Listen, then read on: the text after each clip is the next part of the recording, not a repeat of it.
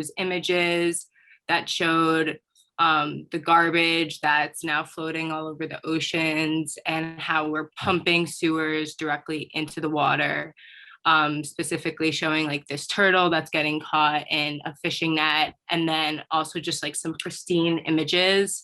And I like these two specifically because it was like a contrast of how we want to interact with nature and go snorkeling with the turtle, but then at the same time, we're like doing this to the turtles. Um, so these were my line drawings once I put them into Illustrator. And then when I started making my vignettes, I wanted to make sort of settings or scenes that sort of told a story. So this one sort of had the pristine coral and the fish, but then with the turtle that's being wrapped in the fish net. And then this one of like the person in the turtle going scuba diving, but they're under an island that's surrounded in trash. And then this one of like the swordfish swimming under the water that's being pumped in with sewage and has the like water bottles floating everywhere. And then this is just what it looked like when it was repeated. And I thought it was interesting because from far away, if you like zoom out, it sort of just like looks pretty and like you see the palm trees and the birds. But then when you really zoom in, you start to see that it's showing how terrible we are towards the environment. So besides that, I will move on to our project 5. So basically in this project, I used 3 containers. I used, you can see in this one, 2 20-foot containers and 1 40-foot container. And what I guess Augustine and I sort of realized is once I started putting the materials in, I think the ideal visitor for this place would be like a bachelor pad or just like a boys trip. So the goal of this retreat was essentially to have the exterior of the home blend in with the environment that it was in, but once inside to really like keep the integrity of the shipping container and like remind the people that they're inhabiting an actual shipping container. So within this building, I'll show you, I wanted to play with the exposures to the outdoors. So I'll go through that, but I did want to have them interact with nature and the outdoors in different ways on the different levels. So like I said, this is the layout of my containers. So I chose the 40-foot because I wanted to have that extension, because this is where in the like extension of it, like the extra space, I screened it in and created a port, an outdoor dining area, which you'll see. I also added in this extension, and this is where it is located onto the site. This is the water and this is the street view. This was just the rough sketch of my plan, changed a lot. And then these are just some of my precedents. It was actually interesting when I was looking for precedents, how many Facebook groups I found of shipping container homes. Didn't know that was a really popular thing until recently. And then these were just my plans. So the ground floor features a bathroom and the kitchen. And then within the kitchen, I did a cutout to have like a little like bar area so you can interact with the people outside and inside. But it is an unconditioned space, there's no door. And then that leads out to the outdoor dining area that I discussed. And then this here is the screen that I focused, which draws down from the extension. And then you get the first glimpse at, I did an outdoor spiral staircase where initially I had it enclosed, and then I decided to remove the glass enclosure just to let it interact with the site more. And then if I move on to the middle floor, this is where the sleeping arrangements are. So there's a twin size bed here for a person. There's a desk area, closet, and then I guess what would be considered the main bedroom, as well as the main bathroom. And the shower here is enclosed, but the ceiling of the shower has has like opening. It's like I kept the slats open from the shipping container, which you can see here. So it does have that like outdoor shower feel. But it is all glass, so it does feel like you're outdoors, but the only unconditioned part is just the opening at the top. And then the top of the retreat is I did an outdoor garden and seating area. This is a bar space with just a Juliet balcony, just for entertainment purposes. And what I was envisioning is that they could plant vegetables and stuff like that, so the people coming to visit have a source of some food, but also get to experience and be immersed in the garden. But this is where I was talking about the different levels of exposure, where here you're outdoors, but you're covered by a roof. You have the screen, so there is privacy. While as here, this has a large cutout, which you'll see further in this wall. So you're completely enclosed, but with just a massive cutout exposed to fresh air. And then at here, you're just, nothing is containing you. You're just completely exposed. So just the different levels of exposure on the different floors I thought would be interesting. So you were always interacting with nature, just differently.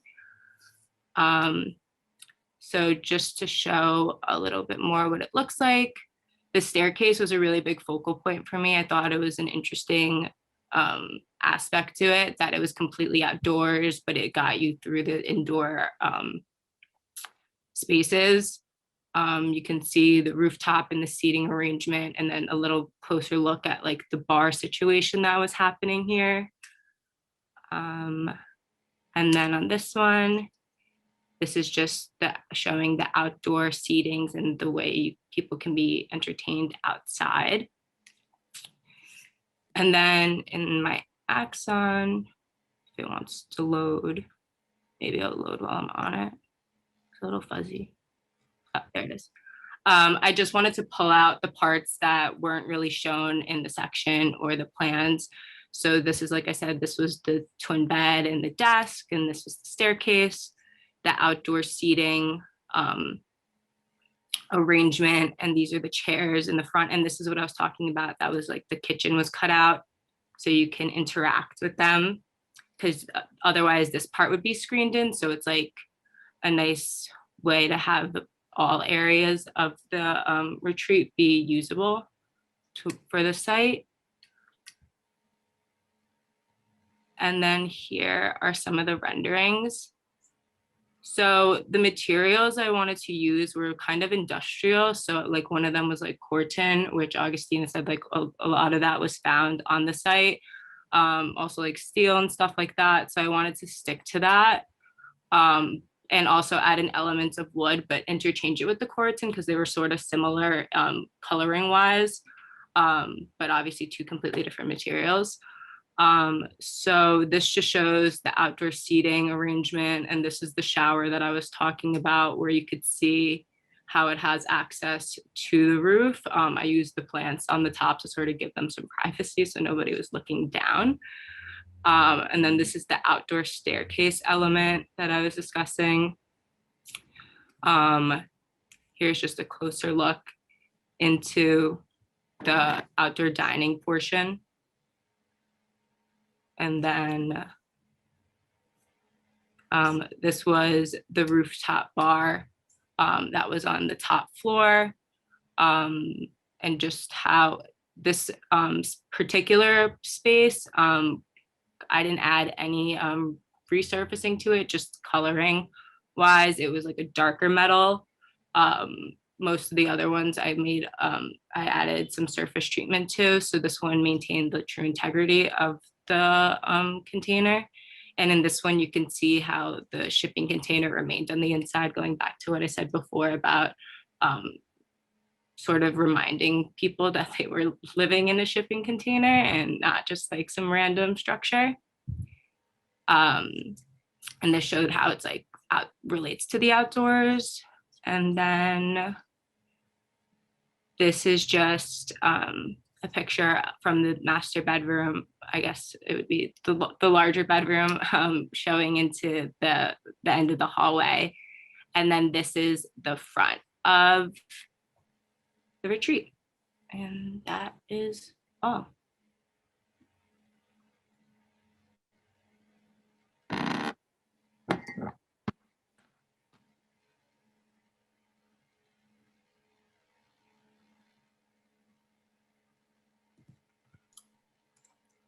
All right, I'll start. Hello, Liana. Hi. How did the site inform your design? So I just wanted to do, for like the actual design, I wanted to I liked the concept of just stacking the containers, because I thought that that just reminded me of how you normally see shipping containers and the regular elements. So that was my initial idea for just easily stacking them one on top of each other.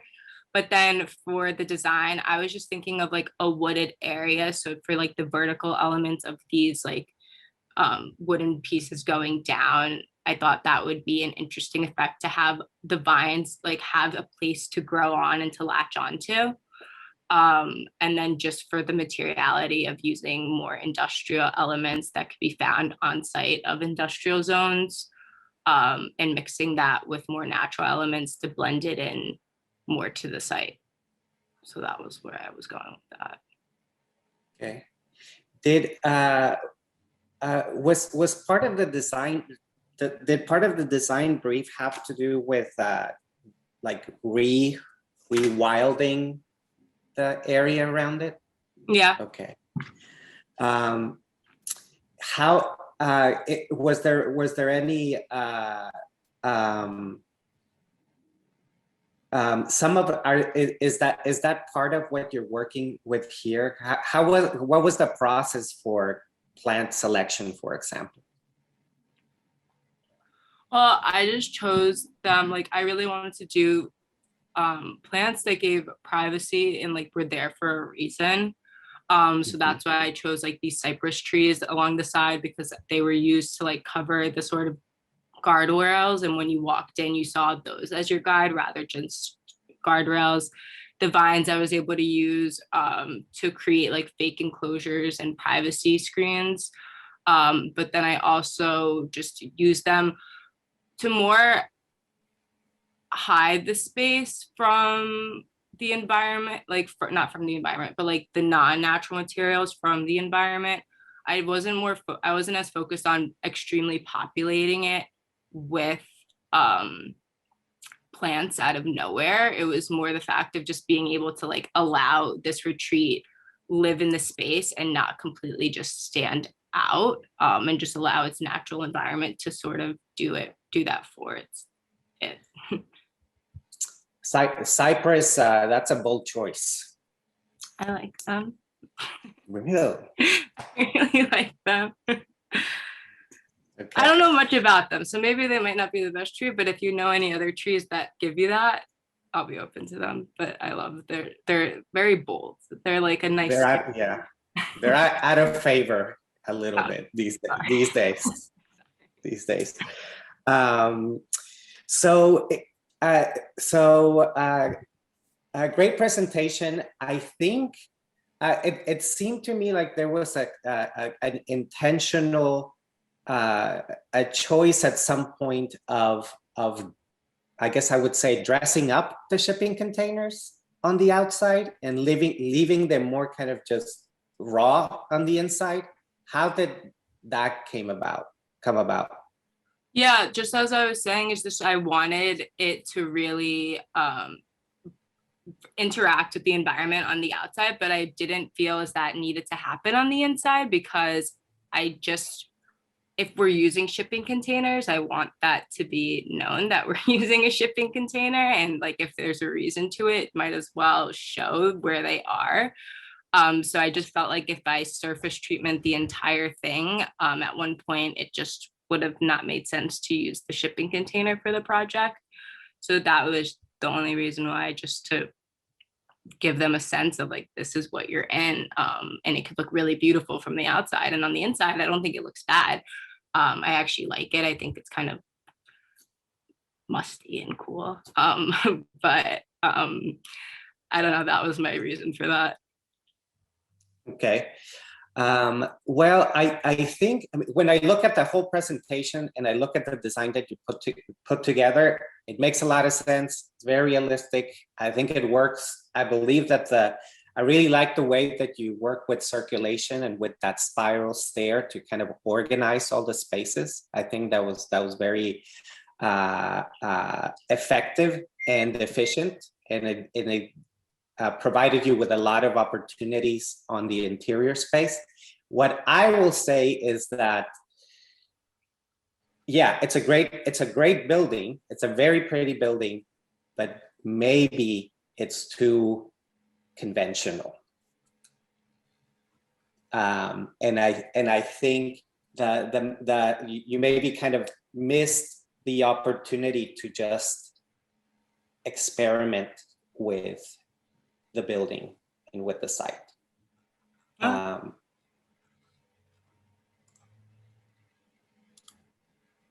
I think that's actually a fair comment. I think it is quite well done, right? And it is thoughtful.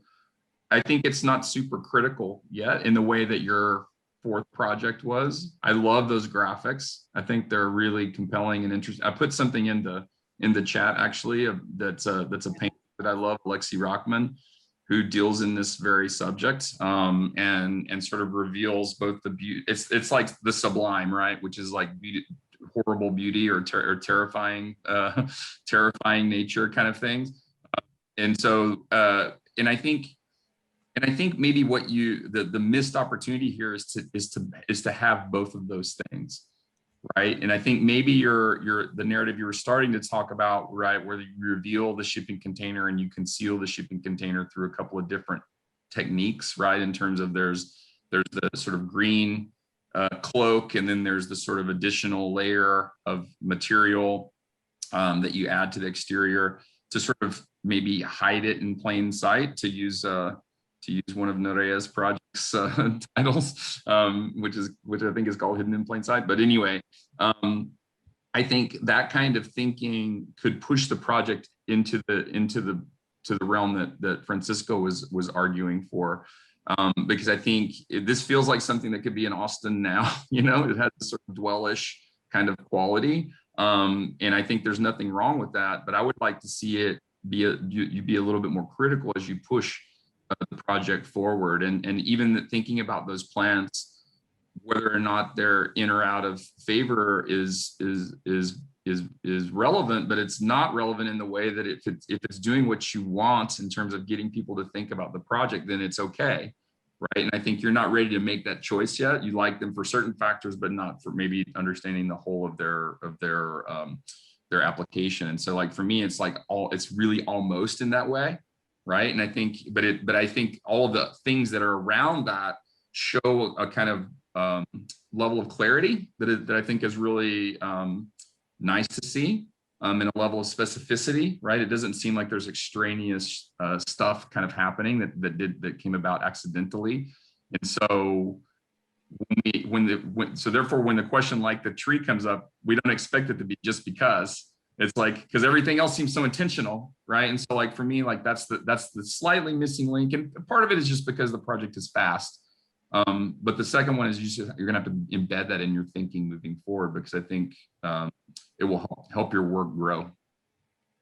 But very nice, I think. Thank you. I was a little scared when you said it was like a retreat for dudes, and which what's happening.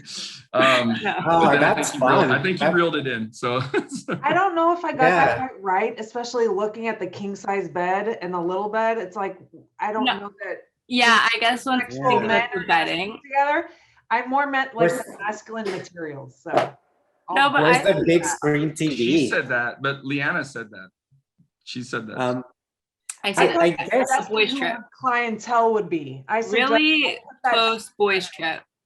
They'll be friends. Yeah. Share the bed. Yeah. Bros forever. I guess with the plants up to this point, I feel like maybe I know the site too well, or I've heard about it, or I've visited, but there's a lot of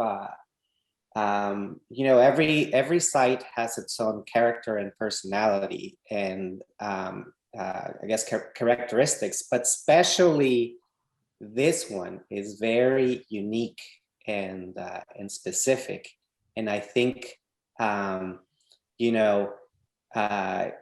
everybody up to this point, I think, has focused a lot on I feel like on architecture and certain ideas, but not necessarily about the property itself and the space that where these buildings are located and its surroundings.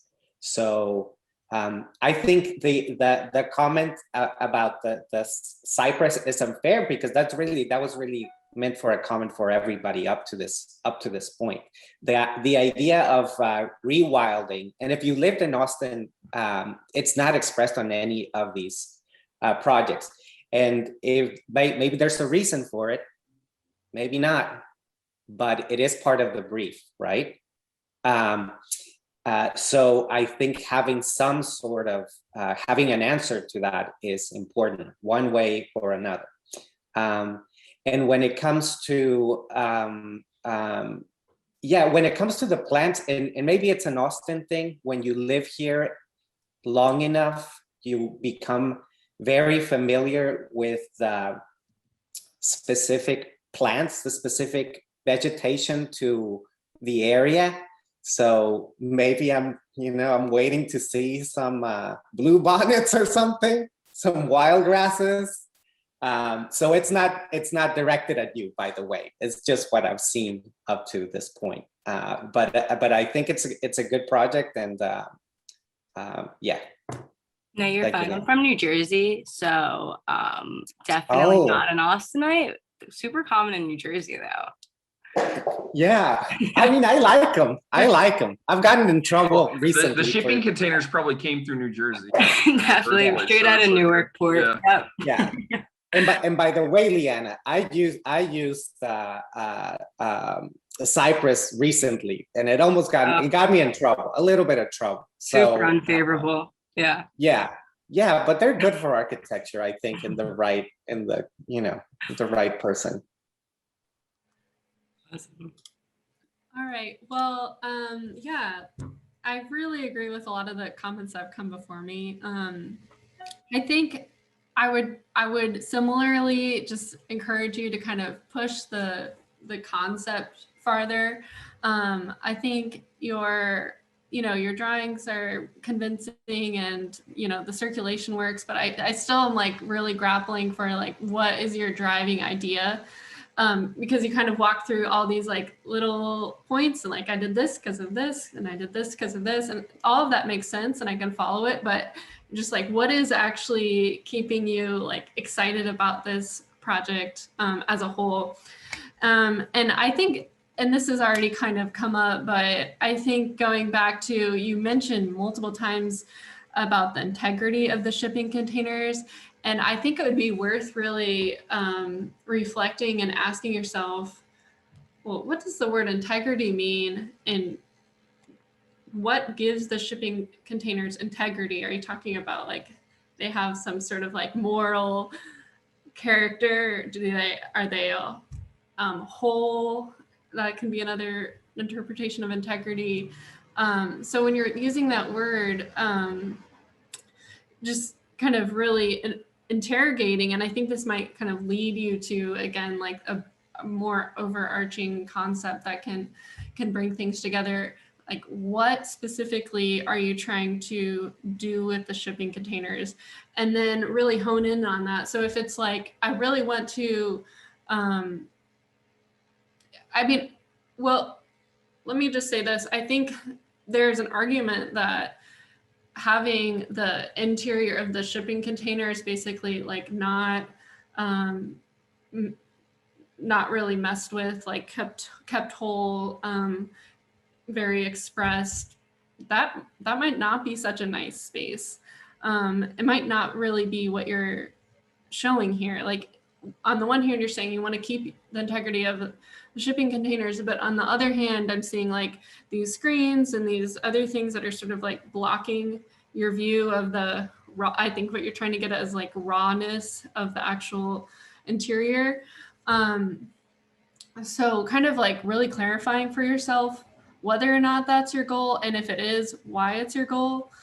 And then again, juxtaposing that and playing that off the other, I think, strong idea, which is like this idea of concealing something. So maybe some things are very blatant and expressed, and then other things are very much concealed, and what parts are what. I think that could begin to kind of form a narrative. But I guess I'm not really seeing like some of the words that you're using match what you're showing. Another just like kind of small thing, I guess, but something to think about. If you go to your first section that you showed.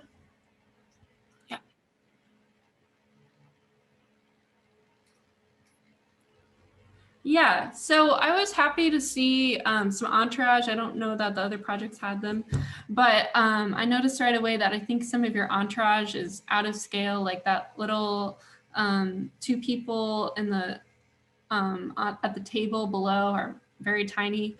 Yeah, I think that's just because they're like they're like way for like I did it just to the way it looked, like they're further back, like like this part is way further than like these people, so I think maybe that's why it looks like that, but maybe not. Yeah, well, I mean, it's an orthogonal view, so it shouldn't really matter. But anyway, I'm not trying to like nitpick, more to say like at first is excited, you're showing Entourage, and that for me can be a really helpful way to kind of bring the space to life just by drawing people in, and drawing them doing activities can help me really think through what this space is like and how it would really be used. But then I noticed they're not necessarily to scale. So I think like really using the Entourage as a way to investigate the spaces rather than just kind of like putting them in, like just plopping them in, I think in the future could really help. And then finally, I did like the idea of the Corten using elements from the site and bringing them to the structure, and kind of like tying in sort of what's existing, what's happening now. And then I think that kind of could like, it's not quite there yet, but it could relate to the idea that you're saying about the integrity of the shipping containers. And I think part of that could be an element of their history expressed. So I think there's just like a lot of things that could be brought out, but I would love to see like just a deeper investigation. Like it would have been great if, I don't know, maybe you had no access to the site at all, but actually kind of being more specific about what's on the site and what could be reused. And are there other things, like are there really just like panels of Corten lying around, or is there other ways to just kind of like take that idea further than just kind of like saying it. But yeah, overall, I agree with a lot of the other comments, and I think it's a good project. Awesome, thank you. Thank you guys so much. Thank you, Leanna. Very good project. We're gonna go move on to the last student, Kelly, before we break. So yeah, let's get started. Okay, hi, I'm Kelly Fan, and here's my work for the semester. Starting with assignment 4, I initially aimed for like a cause and effect theme, such as deforestation, gardening, planting, and man-made impacts made in water environments. And with that, I ended up with like this sort of like Asian theme that was inspired by this panda that represented deforestation. Yeah, initially, whenever I started this project and we were looking for precedents, I don't know why, but my mind just like, without me realizing, drifted to only the negative side of like man-made impacts. But then eventually, like I started thinking about like negative as like there's like a negative, positive, and neutral things. So that's kind of how I got all these compositions. And then this was my first pass at creating these drawings. And then my other iteration, which I used the color red to contrast against the blue and white porcelain, like toile, is it called toile? That is commonly seen in like fine china and porcelain pieces. Oh, it's kind of blurry, but yeah. And then as for assignment 5, it'll take a while to load. There we go. I looked at, oh, not this one, my bad. I looked at precedent images with creative forms and their integration. Why is that still blurry? Is it coming up blurry for y'all too? Maybe keep the sheet still and show the entire sheet and see if it kind of gets crisp.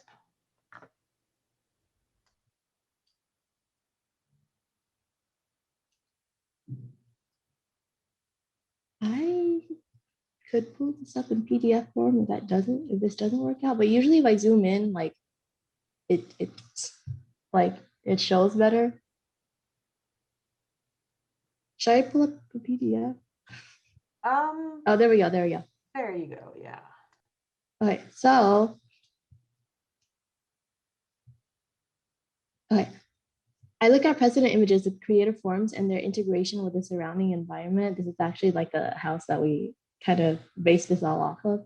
I initially wanted something that stands out in its own way. So like, for example, these vegetated roofs and like how they're very like, they extend beyond just the roof and like into the site right here. And like, the form for here was like the same as like the shipping containers, but there's just, it's like kind of in the middle of like a densely populated, like, I guess, wild, like forest area. And then like there's this, which is like greenhouse that I wanted to go off of. Here's my plan diagram for the first and the second floor, as well as my section sketches. The first sketch was my initial design iteration, where I played with curves and used them as structural elements. And the second one is the updated version. So yeah, I try to play with like concave and convexity at first. And like eventually I got to this point right here. The images to the right are the shipping containers in relation to the site. The top image shows the first floor and the bottom the second. I pictured water down like in this area and like a body of water, like a river. And wanted the building slightly tucked away from nature, but on a level ground either way. And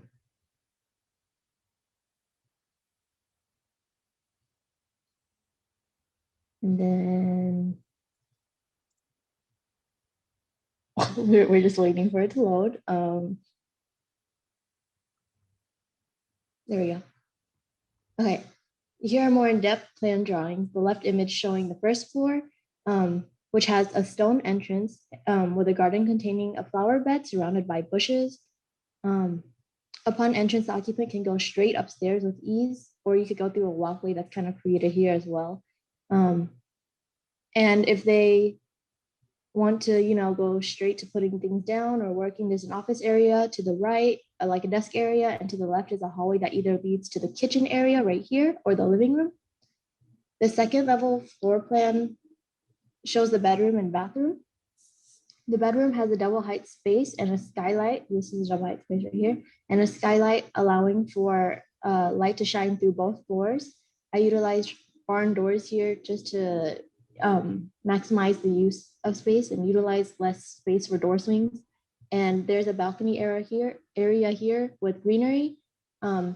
It's kind of more so interior plants here rather than like big trees. That's what I had in mind. And let's see. Yeah, originally the restroom originally was an entire like separate like compartment of its own, but eventually I you know, put it all into one shipping container. Okay, and then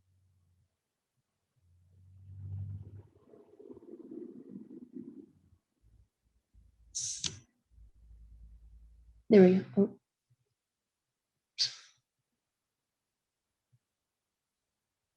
Okay, so these are my left and front sections. My left section showcases the curved forms that was inspired by the greenhouse idea. Is it looking really pixelated still?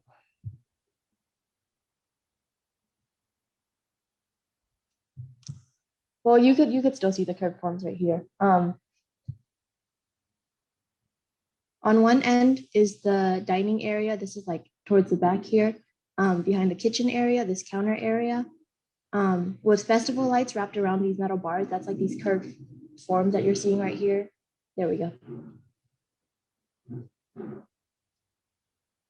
And then, there we go. On the right can be seen, wait, this is the right. And then on the left, you can see like an area for just gardening or vines that could be wrapped around here. So both like each side has like a different function and can be utilized in different ways. The first floor, you can see the kitchen, office, and the living room beyond this space right here. And the second floor shows the bedroom and a portion of the bathroom beyond. This is a mirror that you're looking at, and then the wall, like the shipping container left unfinished, like the no wall finished or attachments. And then as for the front section, the front section showcases more of the living room and stairs. Here's the railing with the double height space that it was kind of, I mean, it's really thin, but it was kind of more difficult to see in the previous drawings. And overall, I wanted to incorporate like a lot of greenery, whether using interior, exterior plants. So and on the balcony and inside the living room, like the intersection between the living room hallway and the 40 feet container, and then here as well on the outside too. I'll have to remove these around later. Let's see.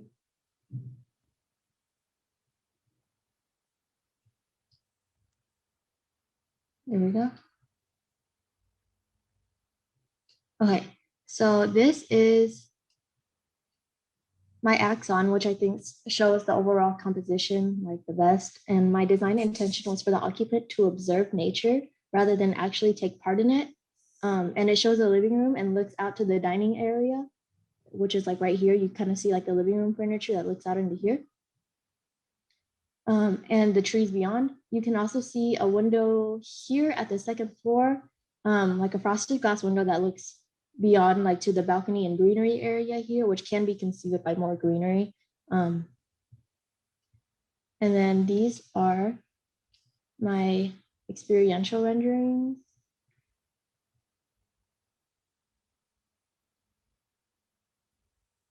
Okay. So the first one shows the living room with someone who could look out as an observer to the dining table area, and someone who could be more in nature, not more interacting with nature here, and just surrounded by like on all four sides, just like, you know, your kind of like the site and everything. And the bottom rendering shows the 40 feet shipping container from the kitchen area, where you can see the local sort of organic use of materiality here with like all this like wood finishes. And you can see how much natural light is integrated through the kitchen space that was previously seen in the section. There was like a grid pattern, and you could see beyond, like if you were to look directly upwards, you could see the metal bars and the festival lights, which could double as just like artificial lighting that shines through here as well. So yeah.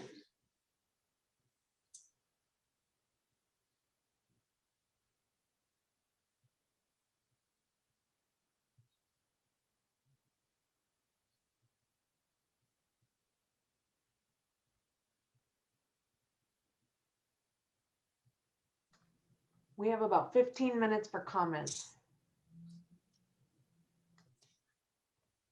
I think, thanks, Kelly. I think you've done a really nice job of sort of situating the project in a landscape that seems bigger than just the edge of the boundary, for starters. And I think that as simple and as straightforward as that sounds, nobody else has done that. And so I think it's really important, because I mean, what's interesting to me about that is not so much the visualization of it, it's understanding in a project like this that the projects, that the edge and effect of the project and its relationship to the world does not end at the edge of the container. It actually extends in increasing circles of, to me, what I would like call like layers of relation outward till you get to the whole world, right? So I think understanding that sort of fundamental ecology of this, like if we can start to get at that through design, then we can actually start to deal with what we've done to fuck up the world, you know, as a species, right? And so like I think it's really interesting that, and don't take that for granted, right? Like your work, the extent of your work go well beyond the boundary. The map is not the territory, to quote Gregory Bateson, right? The ecologist. And so I really like that. I think that there are some, and I liked actually the simplicity of your fundamental kind of like layout as well. I think there's some nice moments. I actually like the blue glass or the blue, whatever it might be, blue material. We have like sort of wood material and blue material. That's as close as we get. I think there's the beginning of some thinking there about sort of a certain kind of minimalist approach to the spaces. And so, and I appreciate that. I think they would be better served by starting to really think about the next layer, starting to think about the sort of baseline modular qualities of those materials, right? Like standardized sheets and all of these kind of things, not because that's super important in general, but because like it will allow you to start to think about the project in a more specific way, like where those edges come together actually can become things. And they can, and if they're not thought about, they're going to be there anyway, right? Because somebody's going to have to put this together at some point. And so they're going to be like, where do I put the sheets? And so I think, you know, starting to think about that stuff would be like, it's a version of thinking about the spaces beyond. Like it matters, it has an impact, it has a fundamental like response to the environment, to people, all of those things that hopefully become more humane as we proceed, not less. And so like I think there's some nice moments like that you could start to really develop. The certain things like the sort of big, you know, overarching kind of half Quonset hut spaghetti thing. I think, you know, and again, I don't mind it as the beginning of an idea, but I think it needs interrogation, right? It needs to be thought about as a system, and how does it relate? What else does it do? Right? It's not its own thing. It actually has the relationship to everything around it. And so for me, that's the beginning of something interesting about starting to talk about spaces beyond, but it needs a little bit more thought. And again, in a longer project, you would eventually get to that, I would think. But generally, I think it's a pretty well conceived project. Again, I like the graphics on the front end, the project 4, like the panda on the Oh, yeah. I like all that stuff. I think there's a playfulness in that then gets lost when it becomes 3-dimensional. And for me, like I would try to figure out like what's the design version of the panda on the pediment that I could bring into this project, just to start to stretch my legs in terms of starting to develop narratives around projects that might have a little bit of joy, you know, a little bit of fun, while still dealing with the heavy issues that y'all were asked to sort of deal with. So some very interesting moments and some really good things to build on as you proceed. Thank you. All right. Thank you, Kelly. And I agree with that, Clay. I think you'll probably hear from all of us that the curving thing, it's like a framework. It could develop into something, but right now it feels a little just detached from everything else that you're saying. And I think it could be taken a lot further. Actually, when I first saw your plan, I thought that it was going to be almost like an agricultural strip, because in plan it's just represented as lines, which honestly could have been another kind of interesting direction to go with it. But all right, let's see. So one thing that really stuck out to me is you said the idea was to observe nature rather than actually take part in it. And I think that does kind of come through. If you go back to some of your sections, Yeah, unlike most of the other projects we've seen, the plants that you've kind of like brought into the project are really just like potted plants, kind of paint, and they seem pretty secondary. And I almost want to say like take those out. I mean, I'm a big fan of houseplants, but I would say like for the sake of the project and the idea that you're going for, take that out and put those very intentionally on the outside of this. Like if this idea is you're kind of like looking outward, so that the interior is very much in contrast with the exterior. And then I would begin to really sculpt every moment that you're seeing outside. And sorry to make you kind of go back and forth, but if you go like to your renderings again, yep. So again, here you haven't even shown any of those like house plants in here. So that's good. I mean, it's just kind of like getting at that idea. But now I see, like, I think this is maybe just an accident or how the light is, you know, hitting the wall. But on the bottom one, there's like a little sliver of light. And I think that's where you can kind of begin to say, is there like a tall, slender aperture where you're seeing into like a specific part of the site and of the nature that's happening, that's beginning to be curated. So if you kind of like take the interior and use that as sort of like something to juxtapose against the exterior, and then craft all of the ways that you're looking out. And it's not just like big openings, but then there's also like smaller moments, and there's just different ways, like maybe I know you had like an area where I think like there's like a skylight area or something. Yeah.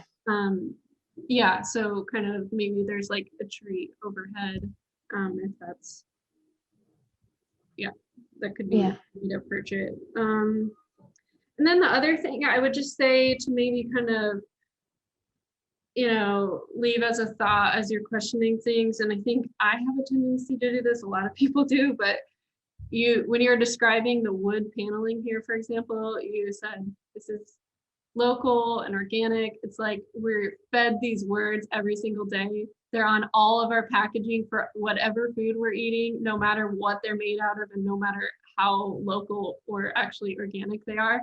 But I think being sort of really intentional about those like buzzwords and what makes this local and organic. I think wood has a lot of really wonderful properties that do kind of remind us of you know, natural patterns and growth, and there's a lot of like scientific research that shows that wood as a material can sort of elevate our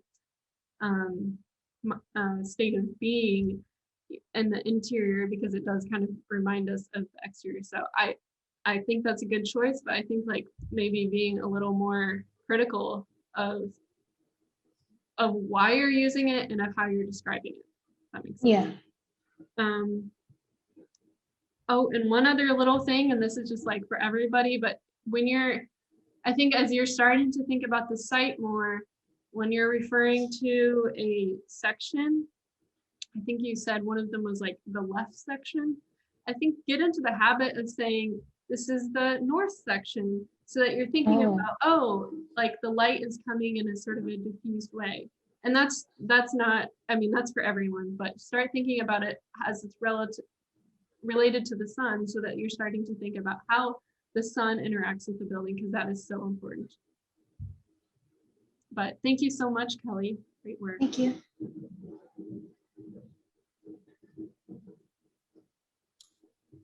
Hello, Kelly. Hi. Well, let me ask you this. I was surprised that you had a seaside in there as one of your precedents. How did that inform your design? Yeah, I chose seaside because the thing that I liked about it was like how the curves, like the forms were slanted, like especially like on the upper ceilings and roofs, and also like it's like I originally like learned about it in architecture and society, like one of my classes that were saying like it's known for its integration into the site. And I also like the use of like wood materiality on the outside. I thought that was like really creative, but it was more so like wood paneling that I saw Yeah. that was like really interesting. So that's why I, originally got this and thought like of the whole like local materials type of idea. Got it. Yeah, you're after my heart. We actually used that seaside as one of our precedents recently. I have forgotten about it for the longest time. So on the positive side, I mean, I agree with Clay and Claire with everything they said. I think, I don't know what it was about your pattern making and graphic skills there, but Yeah. I didn't think I was this gonna one. like it. I didn't think I was gonna like that pattern, and it's really good I mean, I don't know how to talk. Maybe it shows a little bit of I mean, there's certainly like a I guess, I don't know if positive is the word to it, but it has kind of a positive point of view there within all of this that it's happening, and it doesn't show everywhere. It's kind of implied. You can see it in the panda, of course, but it's kind of implied through the composition. So that was kind of a happy surprise.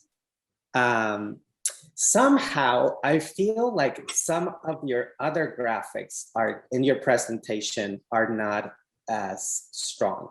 Just in the way the presentation flows.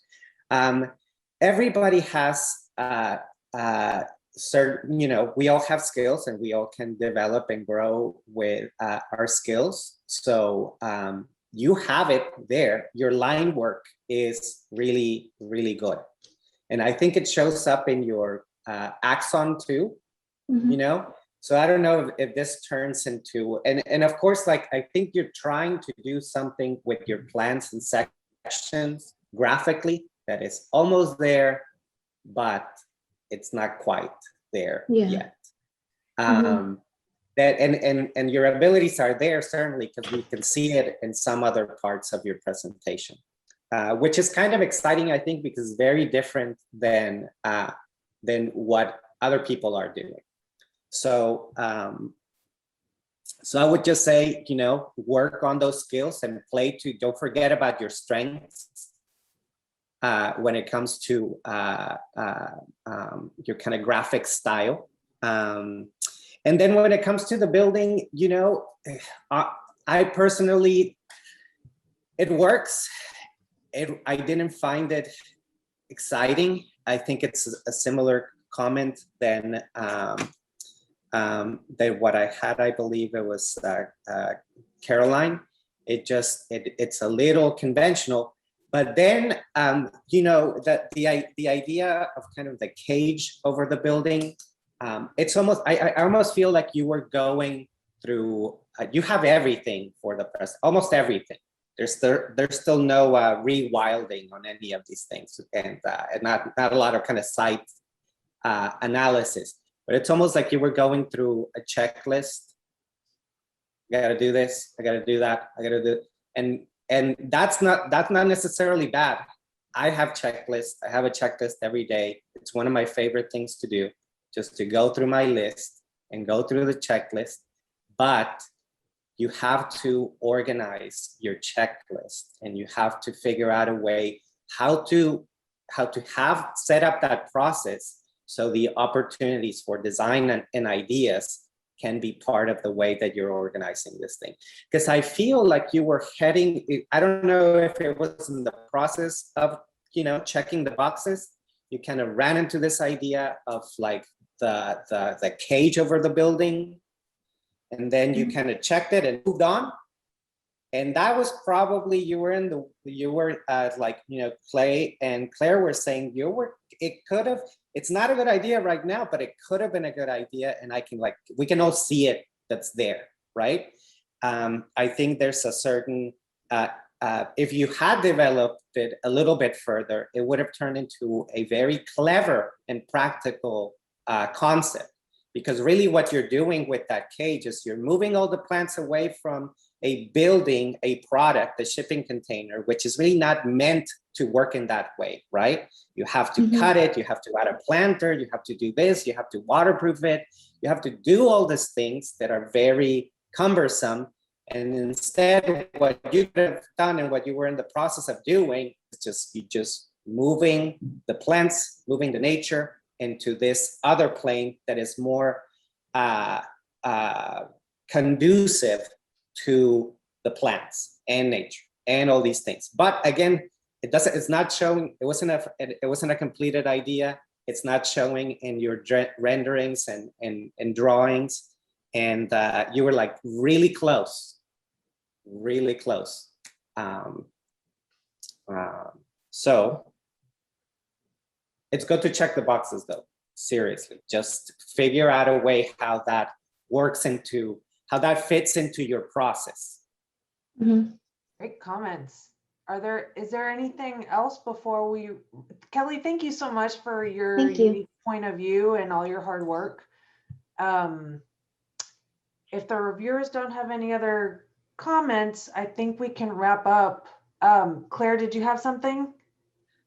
Oh no, I would just say overall, this is super exciting. Honestly, when I read the brief about the textiles, I wasn't so sure, but I've been like going all over the Miro board because they're so interesting. And I really think you guys all seem to just have super strong ideas. And even though you have the sort of same building blocks to work with, the three shipping containers, you each really took a different approach, which is exciting to see. So great work, everyone. Thank you so much for your time, Claire. It was really nice to have you on the review, and all of the feedback was really useful, and I learned a lot as well. So thank you, Clay. Thank you, Francisco. Thank y'all. Nice work. I think there are things to build on here, and I know it's sort of a truncated semester with multiple professors and things, which makes it and pandemic and all these things. So it's a lot to deal with. But I think ultimately, hopefully, you can start to think about. And I think Francisco brought this up. Well, everybody did. But like being critical of what you're being asked to do. Thinking about those check boxes are important, but then even being critical of them, like eventually you're going to have to decide what kinds of imagery and what kinds of visualizations support your project. And it's not going to be fed to you, and you're going to have to decide. And starting to think about that now is the same thing as thinking about the difference between rift cut oak and wood as a material, And so like, I think that kind of thinking, and you're zooming in, right? And so like for me, starting to characterize the work that you're doing and the parts and the pieces and how they all interact and relate to each other to facilitate, hopefully global species health is important, but also sometimes joy alone is all I need from my bathroom, or something like this. And so think about that stuff and build on this really great semester. So congrats. See you soon. Bye, guys. See you guys in half an hour, students.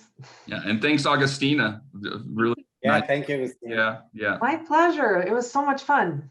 Great. Great meeting you all. Thanks for putting up. I couldn't quite get from the plan which way you come in and which is the front and the back. So this area is the front area. This is where like the gate of the site would be north, and then you can walk straight through to the back. This is the front door. It lines up with the stairs that go into the back, and then out this way would be where it would be overlooking the river. So where is the site exactly? Is it on the Colorado? Yes, the site is on the Colorado River. It's in East Austin on a tract of land that is abuts basically a large empty lot.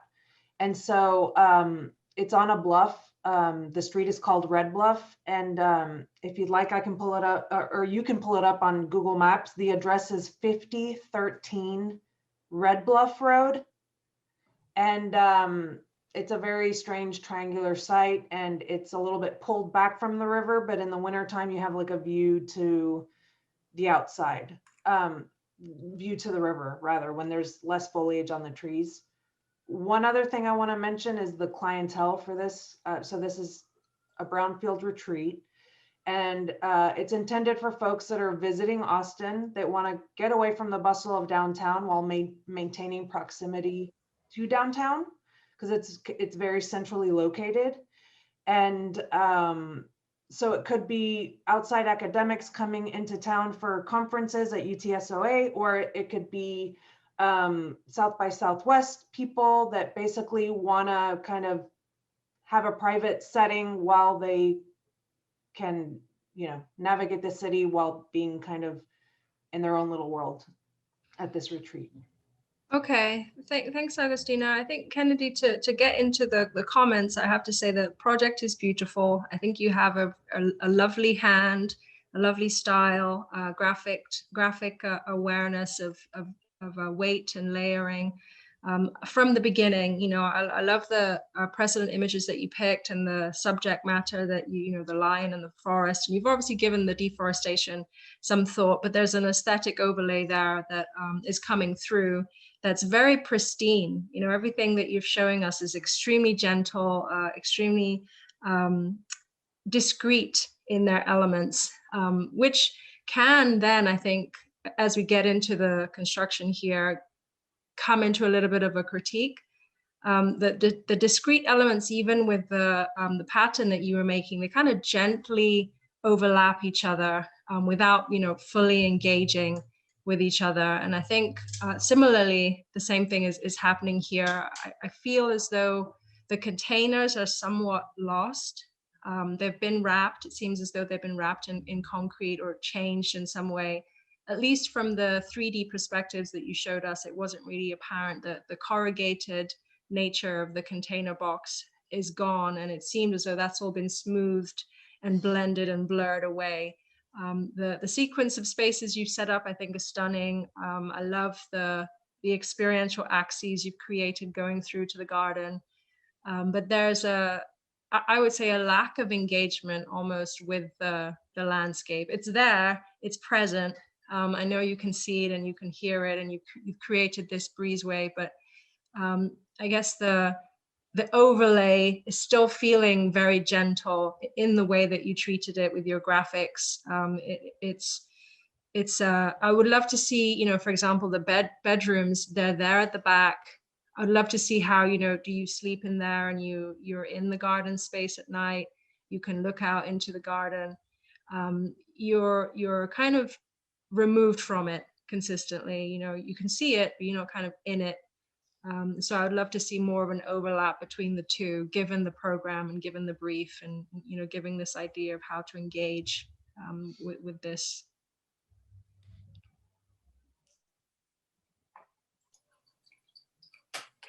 I was going to say, I think it's really, really lovely in terms of everything that you were showing graphically. I think it was really well presented. I wanted to maybe ask a little bit about what your thoughts were about lighting and natural lighting and conditioned space versus the non-kind of conditioned space, and what your kind of strategies were in terms of how that was maybe defining some areas or not. Yeah, so this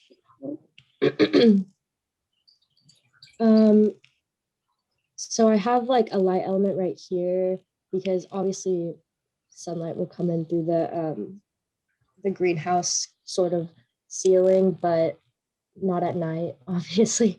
So I needed to also include some artificial lighting elements as well. So I have this one here, and then also these by the kitchen area. Also, it's just so open that I figured the sun would do a lot of the work, at least during the day. And for the conditioned spaces, I just made those, most of it's unconditioned, but only the private spaces I wanted to be conditioned for sound purposes in the bathroom, and also the bedrooms at night, just for quiet. There's also, I didn't mention it, but there's another skylight. So okay, you can see it in this section. This is all that greenhouse ceiling right here. And then there's also a little slanted skylight in the bedrooms on this side too, where your head would be if you were sleeping. So you can just see up into the sky when you're asleep. And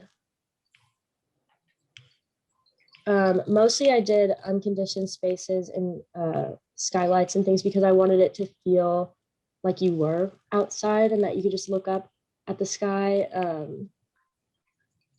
So yeah, I don't know if that's exactly what you were asking. I think that this is like still it. I think the premise of the studio was to kind of still challenge us on what those relationships are, and I think that that's a really valid still investigation, even from the notion of interiority. I wonder still, as, and maybe you have the luxury of going first, so we'll kind of figure this out more probably as we see the other projects. If there are still spaces that maybe want to offer more types of conditioned like atmospheres, and or is there also like other ways that you can still bring in like notions of the exterior through materiality, you know, and that like, let's just still say that you did have something that is more of a conditioned space, but you wanted to still make it feel like it's an outdoor space, you know, so do you, you know, introduce wood? Is there a connection to an outdoor like patio material that you bring through into the interior? You know, I think like lighting to me is really a way that you can draw connections between an indoor and an outdoor space, and it sounds like you're kind of blurring those lines. It would be lovely to like see that maybe detail in the actual container where you did introduce that skylight. I think that's kind of actually like an exciting potentially intervention. But to kind of pick up in Kiru's comment, it's almost like that detail to me seems like it would be an important one potentially, where you're puncturing through the container. And then to me, that's like an opportunity to be looking at the material of that like existing kind of structure, and do you express it? It seems like in everything you're kind of concealing it. But, you know, like to me, that also is an opportunity that starts to suggest, again, like relationships to existing conditions or existing man-made conditions. And so when you kind of conceal it all, I think sometimes you're kind of obscuring the history of potentially, you know, it's something's origin. And, you know, even kind of still going back to your initial kind of textile study, I felt like there was something that was really kind of like magical about this kind of, you know, you were kind of creating your own intervention, but yet you can still read the history of the subject matter within the pattern making. And I think you can still think about the materiality of what you're working with as an opportunity to kind of be telling a story. But I think overall it's really, really well done. And I don't know, it's kind of posing exciting ideas of what interacting and occupying these spaces would be like. So I agree with that. I think it's really nice. I think the representation is excellent, and I'm really curious about how you moved from line drawing to these end renderings that are more atmospheric and rendered. And I think to add to Lisa's comment, I'd be really curious to know why you made specific material and say decisions with plants or spatial decisions based on anthropocentric thinking, or whatever your attitude towards the Anthropocene is, as represented in your beautiful textiles. Wait, I'm sorry. Could you reword the question? So I guess I'm just curious, like if we're framing this as something where we're engaging the Anthropocene and human relationship to nature as something where I think you're choosing between observing or being within. I'm curious how you chose materiality and plant material and spatial adjacencies, both indoor and outdoor. Like I think the conditioned and unconditioned space is really clear, but you know, materials and plants, how are those decisions made under the conceptual premise of engaging the Anthropocene? Well, for materiality, I wanted to include a lot of, I know Augustina said that the brownfield site is also a dumping site for older construction materials that kind of become integrated with the nature of the site that overtake them over time. And she said most of the materials that are dumped are concrete and steel, like rebar and things like that. So I wanted to incorporate those sorts of materials of the site, like the man-made trash kind of the site, with that rainforest theme of the pristine flora of the rainforest, and how it's kind of, that's why I have these walls covered in vines, and why the plants overtake a lot of areas, because it's like the plants are growing over that material on the rest of the site that's been dumped. Is that what you were asking? Yeah, I think, yeah, definitely. I think that that makes some sense to me. And then the volcanic rock is just to engage that palette of something that is in the rainforest or adjacent to. Yes. Okay, got it. Because usually it's very polite, Kennedy. It's lovely and it's polite and it's nice. But I can tell, you know, you're an extremely talented designer, and, you know, we're all here to help you succeed, you know, moving forward. And you really want to have something coming through, you know, some sort of energy and opinion on the subject. And I feel as though you've had an opinion, you have a thought, you have an idea about it, but it's still, it feels very standoffish or standbackish and non-committal. You know, and I would say, you know, don't be ashamed to just be aggressive about it. And sometimes that contrast is beautiful. You know, I would love to have seen, and you have the wood tones of the table and the wood of the cabinetry there in the kitchen. Again, you know, very kind of blending in with normality, and it feels very casual and regular. But I would have loved to just see the harshness and the contrast of that container, the shipping container. You know, the ivy that you have there, it's very tame and very polite. I would have loved to see that coming through from the canopy above and then just dangling into the space and just being rugged and natural, you know, doing its own natural thing, not being confined to this one surface. And then the concrete, I think, is itself very tame and again, polite. It's so smooth and flat and clean. You know, maybe the living room should have been the gravel. You know, how does that feel if you're walking through to the couch and it's on this crunchy, you know, again, you have that audible aspect, and maybe there are plants growing through it in pockets within the living room, even within that sunken area where you have the couch. Maybe that's a whole gravel pit, you know, within there that you come down off the smooth, very pristine, polite concrete surface into something that's a little bit more engaged and rugged. It seemed like you wanted to be like overgrown, but you kind of held back and just let it be kind of separate, discrete elements again. And I think it goes back to that, you know, the tiger and the digger machine. They're both pretty aggressive, but then they were just kind of like politely, you know, overlapping each other there, not like fully engaging and digging in. So yeah, it's a great project, fantastic layout. You clearly have a great eye for design, but I would just challenge you to take more risks. Yeah, I like those ideas a lot. I see what you mean now by politeness instead of fully engaging. Yeah, I like those ideas though. And Agustina, please let us know what time we have for each student, because I feel like we could overrun quite a lot. If each person gets like 10 minutes or 15 minutes, I don't know, but you let us know. Four students for 2 hours, so each one gets roughly half an hour. We could probably, okay, good, I spent good, 5 good. minutes introducing the project, and so we could probably go another 5 minutes, but if you guys have any other comments, we can wrap those up at this point. I do want to ask about the door here. This view of the outside, the patio here. How does that ever get enclosed, or it always stays outside? Which door?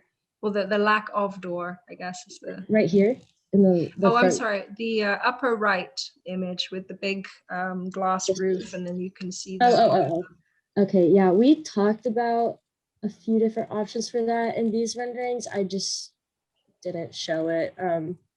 But I was thinking one idea that I didn't do was to have, well, two ideas actually. So one was for this opening right here. We talked about having some sort of screen right here that drops down, like a waterproof screen that drops down to kind of shut off this interior space in case it's, raining or something like that.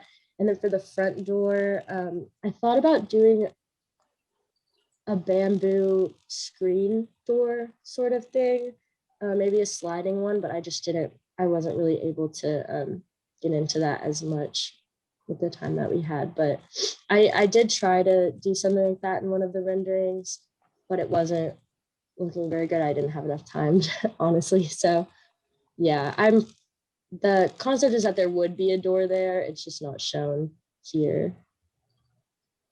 I think you could also like maybe now ask yourself a little bit about like the use of color and reflectivity and its relationship to like interiority and exteriority. I mean, it's hard like not to put on the practical hat a little bit, so I'm trying to suspend that a little bit, but I just like I feel like your color palette is so strong, and I think that the kind of light concrete makes sense in that, it would reflect light, but then it also, so it looks like you have kind of a little bit of an outdoor pool, and then you have the outdoor tub, which is like this, darker kind of materials that are going to retain heat. And is that like what you want in terms of like the kind of Austin climate, or would you, do you want to like potentially tweak those relationships, like that maybe is great in this winter time, but it's like, is that what's most inviting, or are you being really specific and subversive, I guess, with, enticing someone into a cool water, but that it is kind of darker and moodier. I think also just like I know we kind of commented that the concrete is so smooth, but there's a lot of still different ways that you can think about the texture of the concrete. Is it formed? Is it, like concrete can also be really, really rough. There's a way that you can detail this so that it has a lot of different kind of structure. It could actually feel much more earthy. It could have a gradation in terms of it could feel like the earth and then become something that is lighter as you get to the sky. Its relationship, that where you have concrete and then a kind of green wall, it could also kind of become rougher. So I think you could be kind of also using texture to be layering in different kind of definitions of spaces. That is another way to kind of still potentially draw outside of the landscape in, it's fun to be able to talk about this stuff. So I think one comment to add to that, and to add to something Nakuru said earlier, was that the proportioning of plants is something that's really interesting, because I think how you're using it right now, it's something that frames and spatializes from the exterior. Like it's almost acting as a wall or a wall covering. And I think another way to engage that is to reassess that proportioning and maybe treat the plant as object too, that divides space, maybe not as a wall, but as, something that sits in the middle of a room. And I can think of like the dissolution of space or interior, exterior that, of course, all the modernists use, but like someone like Junya Ishigami, he did a pavilion at the Venice Biennale in 2008. And if you look at the drawings for it, you can't tell what is exterior and what is interior. So I think like looking at something like that dissolves those barriers more would be interesting. And I think because you're such a talented designer and you've represented this so well, I can sort of go back to that conceptual engaging the Anthropocene and question the use of concrete and steel and glass as something that exists on the site, because really those are the primary components of how modernism was trying to dominate nature.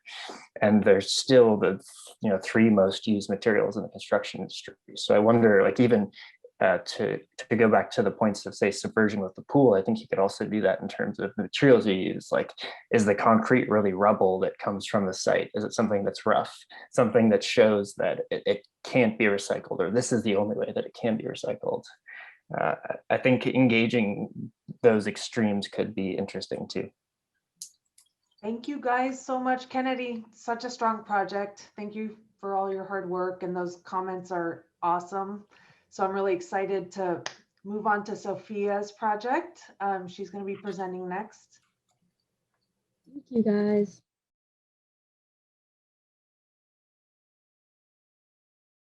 Sorry, one second. Okay, can you guys see that? And for assignment 4, I was inspired by the effects of roads on ecological conditions, and roads bring in a lot of pollution and disrupt the natural environment around it. So I kind of wanted to like reverse the relationship between the built structures and the nature, to show like the roads being integrated within nature instead of like being the nature being bulldozed straight through. And so here in my vignettes, you can see it's kind of integrated.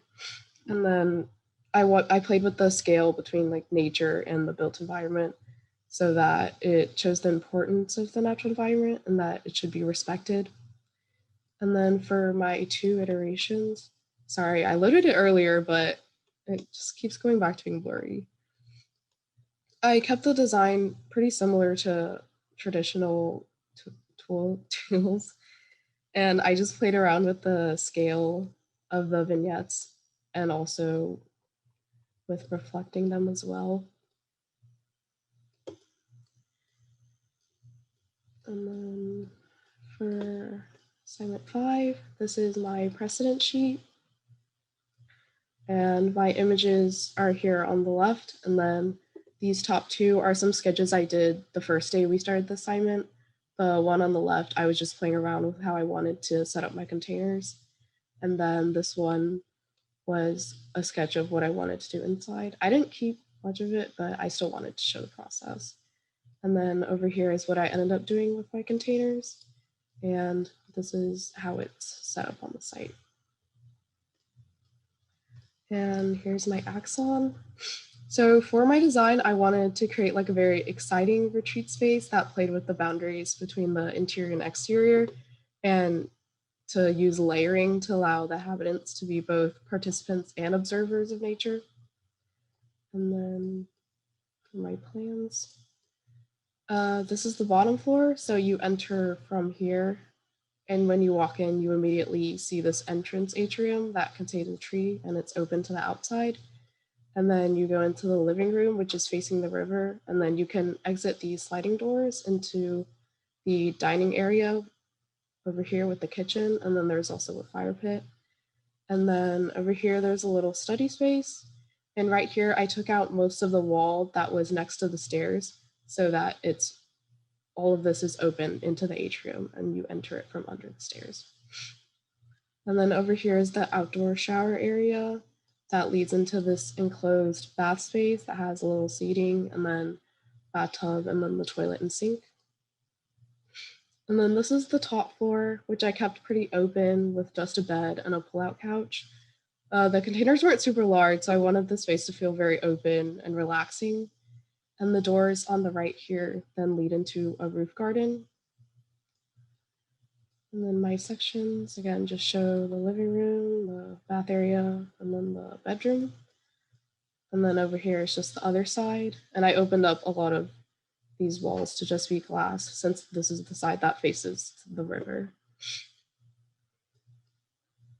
And then for my renderings, this is like a wider exterior view. And then you can see like most of the outside of it. And then right here is my living area. And this area really plays with the layering of the boundaries, because from the living room, or this window especially, you're an observer of nature looking into the atrium. But once you actually go inside, you're a participant, but you're still surrounded by these glass walls. So it still creates a boundary that separates you from the nature of the site. So you're an observer while also being a participant within nature. And then this layering also applies again to this window because it frames the plants inside the atrium, but it also frames the site beyond it. And then this is the outdoor shower and bathroom area. And this is unconditioned, which kind of just emphasizes that feeling of being outside in the exterior. And then this area is definitely more participatory, but these walls and then the screen still like kind of frame the site beyond. And then this last one is from the roof garden looking into the bedroom. And this area has more distinct boundary between the interior and the exterior. When you're on the roof, you're immersed within this nature. But since you're on a higher elevation, it still feels different than being immersed in nature, like on the ground plane. And it also allows everyone living here to observe the views of the site from higher up.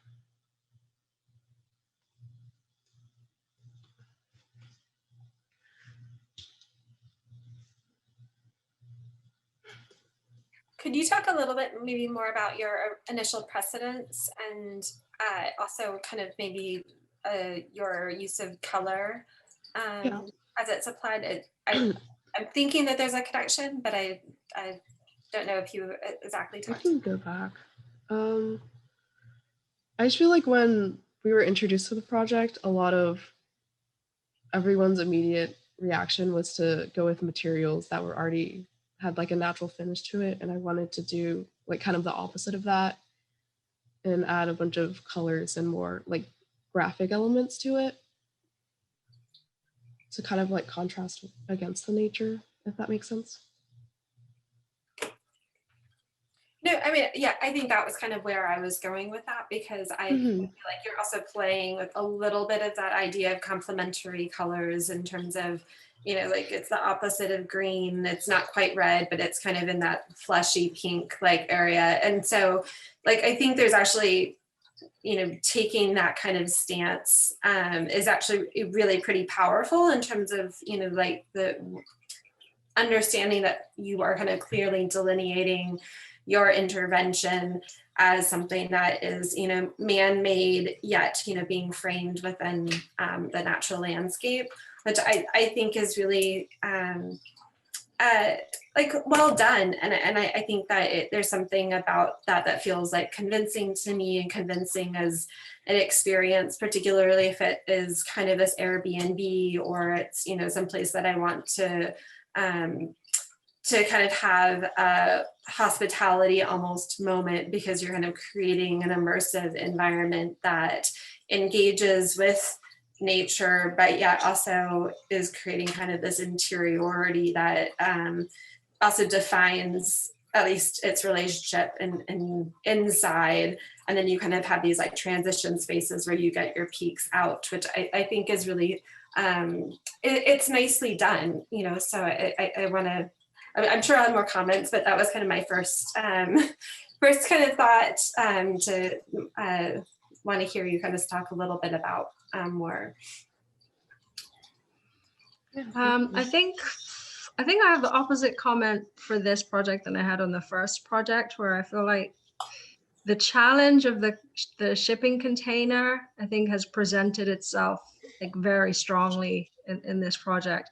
And I think it's excellent. The brief of this project is just so wonderful, because it really gets you thinking, and it's really tangible how you struggled with fitting in the brief. It really gets you thinking about, how can I be intentional about laying out these spaces? How can I be intentional about my engagement to this, you know, brownfield site? And what is my position on the Anthropocene? And how do I want to engage with nature? Like, you can't get away from it. Like, it just locks you in with this brief. So well done, Agostina. If that was your doing, it's pretty phenomenal.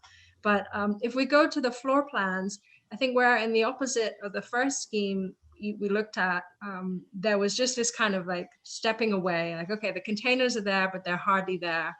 In this project, the containers are so strongly visible. And I think your plans are beautiful, and your drawings are great. Again, very, very good job on all of the representation. I think you did a fantastic job here. I will question how you ultimately decided to lay out the containers because they have clearly been a constraint.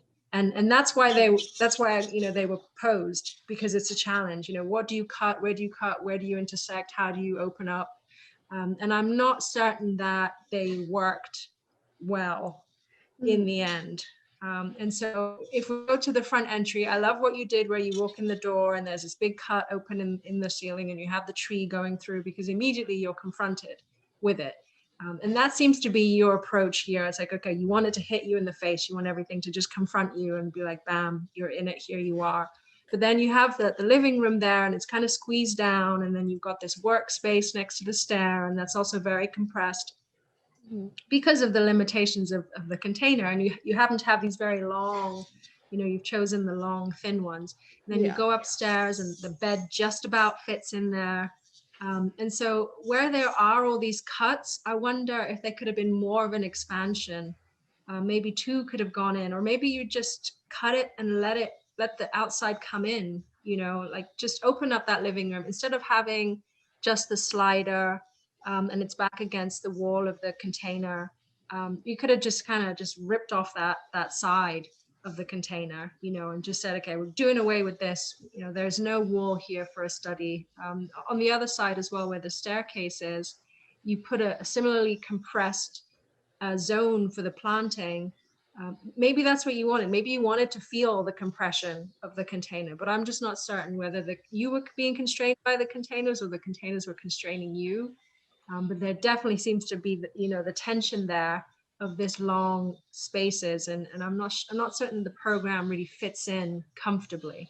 And if we go I definitely agree. I did notice that while I was working on it. Well, let's take a look at the 3D views, because some of them, you got the people in there, and they're kind of looking out, and it feels, like this lady, she's on the couch and she's kind of looking across. I think this is where it starts to become like the most telling. And in some spaces it works. There is this compression, but then in other spaces you just kind of feel like you're sad because you're in this box, right? You're in this container and you want it to be out in nature. And why did I get this Airbnb? Darn it! I could have gone with the other one. And so the question is just what could have been done differently? I wonder, maybe instead she could have been looking over to this garden that you created that's behind her by the staircase instead. Or maybe there were two of those. Maybe she's sitting in the garden. Maybe the couch goes in to that garden space right behind the staircase, instead of it being a separate thing kind of away. That's where all the light is. That's where all the fun and the engagement with the landscape seems to be happening over there. And then I hear what Lisa was saying, and I feel the artificiality. I feel that you're trying to create, okay, this is artificial, this is almost plastic, and this is nature. But it's not, because it's metal, right? And metal rusts, and metal has its own character and its own kind of integrity to it. And so I'm not really, again, convinced with this layer of pink over the top, and these kind of the circles, and trying to make everything feel more man-made and in contrast to the landscape, because it isn't. It's ribbed, and over time that the paint's going to chip away and the plants are going to come all over it, and all of that's going to get torn off, and the rust will come in, and you can't hold it back, and so that's something that, again, you're fighting against the character of this existing found object. So yeah, I like the project. I don't want to be the full Debbie Downer here and just like you'd be laying it on. I think it's beautiful, but I'm just highlighting, maybe some of the struggles that you had with putting it together. Yeah, no, I agree. I think it is such a clear contrast to the first project. I think, like everybody's mentioned thus far, that you're really using the shipping container, expressing the shipping container, and you took a lot of care to even model out all of the smaller components to show its shadow lines and its structural elements, which I think is really nice. And because it's such a symbol of that anthropocentric action that has existed for so long, you're then exposing it and even, painting it with platonic geometries and colors that are highly man-made. And I think that actually fits really well with your floor plan, where in each instance, you're usually containing the plants as well. They are definitely like you're taking the former approach of looking at the plants as opposed to being within them. So I think like conceptually at that level, it's very consistent. And I think, again, just like Lisa and Akira mentioned, like then the challenge becomes how do you take on the interior condition too? Because right now what it looks like is it's exposed, the shipping container is just a shipping container and all there is paint applied to the interior. And that has specific thermal associations too. It means that it's not insulated. And so I don't know, like, was that the intention? Is that just as much as you are contrasting these man-made symbolic components, you're making those people also have to accommodate, yeah, cold or hot or whatever that box is sort of conducting or not conducting or whatever the outside condition is. Was that sort of an intent, or is there another layering, or is that like actually a double layer of metal so it is insulated? Not really. We didn't really focus like a lot on the technicality of it, so I didn't really think about that. Got it. I think it is. I don't need like. I think it could be just like you're adding this component of the semicircle and the exterior deck. Like I think it's something that could be considered, something that's either a wall covering or whatever material that is, because I think you're making a very clear statement with what you're showing. This is just a metal box. This is going to be really hot on the inside or really cold. I think that again reinforces both your floor plan and the expression that you took such care in demonstrating with the shipping. And that's where I kind of think that for this project, that's where nature could have come in again, to provide shade for the metal structure, because this is really no different than some of the, huts at El Cosmico and Marfa. I mean, that's a really hot environment, but it's cloth, right? So that provides you shade and it maintains it cool. This is metal. So I think that maybe having integrated nature, using the canopy potential of tree plantings might have been able to address that, even though we did focus on the conceptual. Absolutely. And what I love, Sophia, about your initial exploration is just what you said, is the exploration of scale. There was something really clever there. And I love how you showed the curving freeway. You love the sweeping curve. It came through in those diagrams as well. And I love how the deer is just kind of like eating at the base of the road. So the road, which is this like rigid, very, very concrete, man-made, powerful element, just became subservient to the landscape in those images. And it just softened it and made it this like weak little thing. And the deer was like the strong, powerful, strong, aspect to the image. And, without going in depth to all the psychology there, I feel like if you just take those aspects, those elements, and then, how the challenge is, how do you imbue all that feeling into the architecture, into the design? How do you take that and translate it into the built form? And so I wonder if, just as Zeke was pointing out, you could have, for example, this pink bookcase that's back there, if you abstract that out and that becomes this tube of wall, whether it's drywall or gyp or whatever it is, but it becomes this tube inside the shipping container that gives you the insulation and then transforms the hard shell structure to this soft, liner, essentially. And then, the corners go away. And when you're in here, you're just kind of in this soft, linear space. You've almost started doing it here with this curved canopy in the bottom right. The metal trellis that's kind of curving over. I feel like that's also what you wanted to do on the inside of the building. And so maybe part of the way, sometimes that's just a wall, it's just a curved drywall. Maybe sometimes that is the plant armature that's coming in and through into the interior and then kind of sweeping and going out again. And so maybe instead of having it be a planar cut curve, like over here in the bath section, it had a three-dimensionality to it that could have continued through the space and taken the plants in and wrapped it around in the way that the freeway was kind of wrapping through the landscape in your drawings. Yeah, Just an that's idea. really good suggestion. One other thing I wanted to mention, I'm glad you guys touched on the drawings and that you liked the drawings, because I think all the students were really fighting against Rhino. They're not into CAD yet. They haven't learned CAD. These are year 2 students. So what they're doing is I provided the shipping containers for them. Okay, so I provided them the shell. They didn't have to model that, but cutting through it, everyone was fighting against the line work. So I think to get it to this level, for all of the students, all of the drawings are really great. In the 5 weeks that they were given for this assignment, it looks like for what everyone produced, it looks like they've been working on this for much longer, you know? So I Yeah, commend it's- everyone for that. Absolutely, it's very impressive. The renderings are excellent. Are these renderings from Rhino, or what program are you all using? Enscape. Enscape, got you. It looks really good. Thank you.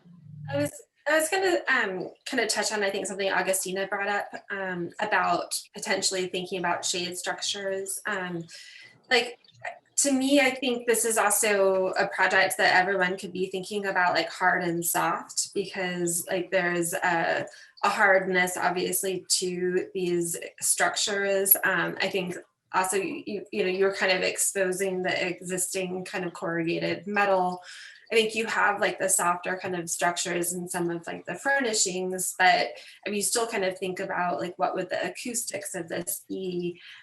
You have these kind of apertures to the outdoors, but like how can you also think about softening the spaces that you're like inhabiting? And I think, like in Kennedy's project, like there was kind of the introduction of the greenery, which to me is like a device that starts to offer softness. It offers kind of cooling. I think that you have visual connections to the outdoors, but I think there could be another like layering of materiality that could play again with acoustics, could play with ideas and connection to the outside, or could play with a story about the relationship of furniture and just kind of softening spaces that you're inhabiting, that I think could be just like one more thing that you could start to introduce. To me, there's also a potential of thinking about transparencies even more. You kind of have this screen structure, like there's ways that you could also be thinking about, like, do you perforate the container? Do you use that to create a screen in itself, like so that like the corrugated metal can be a material of exploration as opposed to it just being something that you puncture through. That also, would add different kind of elements and textures to the space. But I feel like it's my studio is in a similar boat that everyone has been doing Rhino, and so I think like the translation to plans and sections has been something that we've all been trying to work on. And I think that everyone has been, the 2 projects so far, you've done really well in terms of working on being able to just convey a space through 2-dimensional representation, which I think is just as important really as kind of looking through things in this kind of 3D landscape. One thing I wonder, oh, sorry. No, please continue. Yeah, we have a couple more minutes for some closing comments for sure. Well, so one thing I wonder if we're talking about representation is how the initial textile, both in its stylistic expression, that of like line work and layering, and technique, come back into play into these projects. Like, does that textile, was that sort of like something that nobody decided to do, was to bring either literally bring the textile in or bring in the representational mode from the textile in expressing perspective, or is it a requirement of the studio to render things with full shadow and realistic color? I think, I'm not sure. Could you explain what you Repeat mean? the question. So sorry. You're I'm good. just I wondering think what if, Zeke is saying is, how come you didn't do line work perspectives instead of renderings? Yeah, is that a Oh, requirement of the studio, and like, or even like bring in the textile as some sort of curtain or wall covering, or okay. thematically self-referential thing? Mhm. I guess we just assumed that our renderings would be from Enscape, and it wasn't required that we brought in our textiles into this project. I know some people did, but that wasn't something that I was necessarily trying to do.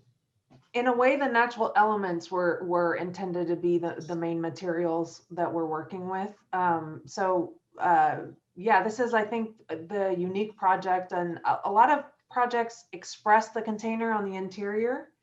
But I think this one is unique in that both the inside and out, she's maintained the quality of the container and just focused on, I think, the spatial, aspects of the floor plan, the programming. I will say, I think to Zeke's point, it presents it when you have to look at a project holistically in that short a length of time, from the inside and the outside, to have a full concept be represented in an entire building is a very, very strong challenge.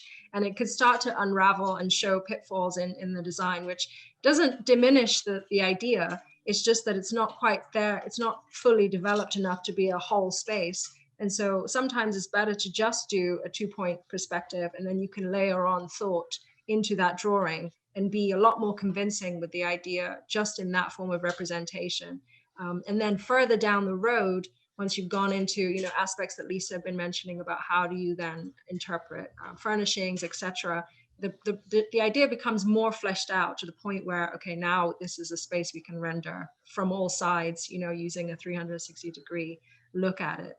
But in the out there with a portfolio, and you're shopping for clients and you show them this idea as it is, they may think, okay, this is not quite there yet, it's not fully fleshed out, and then you might lose them.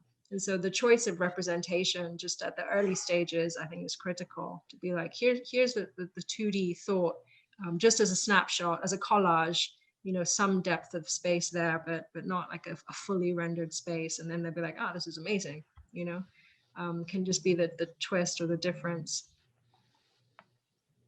Yeah, definitely. Thank I you so think much. Oh, go ahead. I'm fine. Are I you think that was a sure? good ending You comment. can go ahead. We have a couple minutes. Okay, well, yeah, I totally agree with everything that was just said. Like, you could even start with like the first approach to all these perspectives is something more akin to your textile, in that you can abstract these perspectives as much as possible and start layering in slowly through collage or line work or whatever it may be. Just as much as I appreciate how much care is going into these renderings, because I think that like there's a certain uniformity and representation in all the projects on the Miro board, and I just wonder at what point do you start thinking about how you're representing, what tools you're using to represent those ideas that can then reinforce your concept. That's an excellent point. And what I also want to mention is one thing that was mandatory for all the students, it was to learn InDesign. And that was essential. And so from the very beginning, I was very prescriptive. I don't know if you read the entire brief, but I was very prescriptive in the layouts. I told them the minimum number of sheets, the minimum number of renderings, the margin size. So I did want uniformity in the presentations amongst all the students, but more than anything, I wanted them to start looking at these sheets as compositions, right? And to start understanding and to start using InDesign as part of their process. So ideally what they would have done is done a cartoon on all 4 sheets at the very beginning, laid out their process images, the plan and process, and then repopulating it as they went along as part of their process, so that they could always have their entire arms wrapped around the whole project and really understand where to fill the gaps and how it's reading from the very beginning. So that was something that they all focused on. And so, yeah, a long way to say that I was extremely prescriptive in how they presented the work. And that was part of learning InDesign within certain parameters, right? So that they could grasp like the most basic commands of it and the tools and how to use it as a tool. So yeah, that makes total it wasn't sense. free form, Okay. Well, these are all amazing comments. And Sophia, thank you so much for a beautiful project and all your hard work. Thank you. We are going to move on to Autumn. She's going to present her project now. Hi, I'm Autumn. I'm gonna share my screen real quick. I'm having a little issues, I'm gonna warn you. For my sections, they will not like show up on Miro for some reason or like unblur, so I'm gonna have to switch programs for a second, but that'll be later. So, hi, I'm Autumn. I'm presenting my toile design and my brownfield retreat. Starting off looking at my toile pattern. Let's see. So I decided to focus on creating a design that juxtaposes the typical relationship we see between human activity and nature. So while we often see how human activity imposes itself in nature, my graphics here represent just the opposite, with nature growing on, through, and all around the Athercenes. And then moving on to my brownfield retreat, tried to pull this idea in again.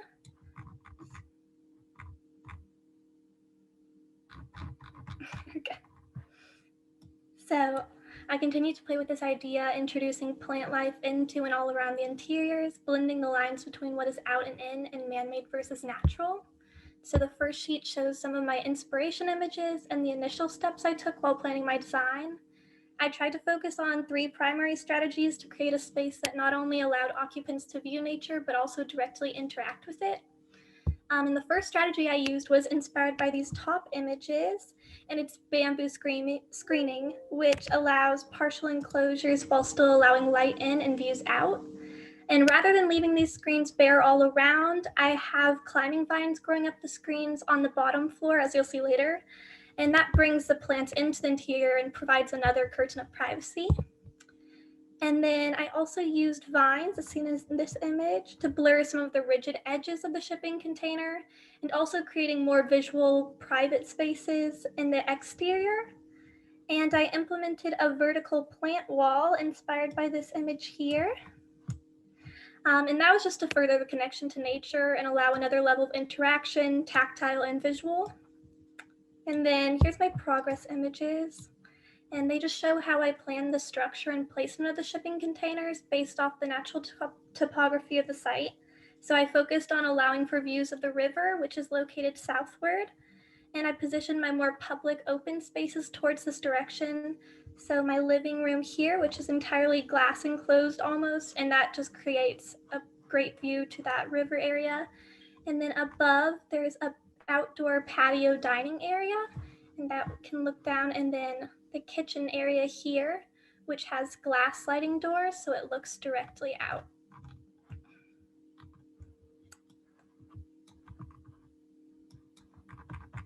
So I'm gonna have to do this every time probably. Okay.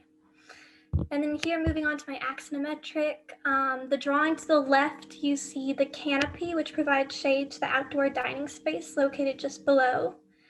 And you see the walls and roof of the kitchen, which has glass sliding doors to allow views out to the river, and hanging vines, which provide privacy to the seating area below.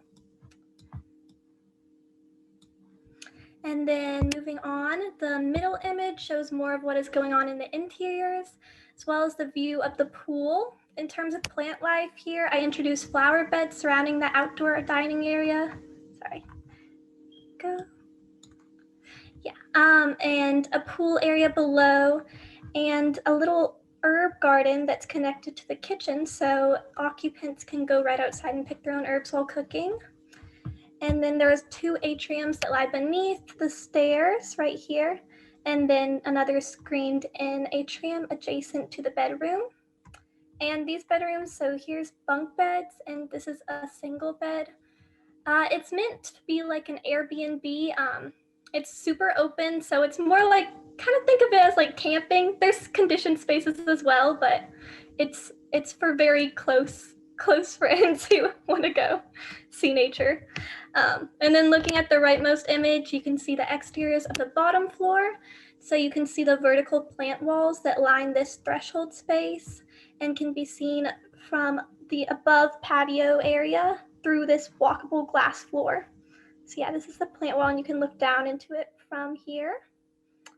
And then it also shows the bamboo screening that surrounds the bedroom atrium and has the climbing vines growing up to it. And you can also see the canopy, which is overhead the pool area. And then the living area to the right is almost entirely enclosed by glass doors and window to allow for views out. You can see that here. Okay, now I have to switch screens real quick. All right, do you guys see my sections? Okay, great, thank you. Okay, so this is here we go. Here's the bottom floor. So this is the entrance here. You walk into this plant wall. Plug in your laptop.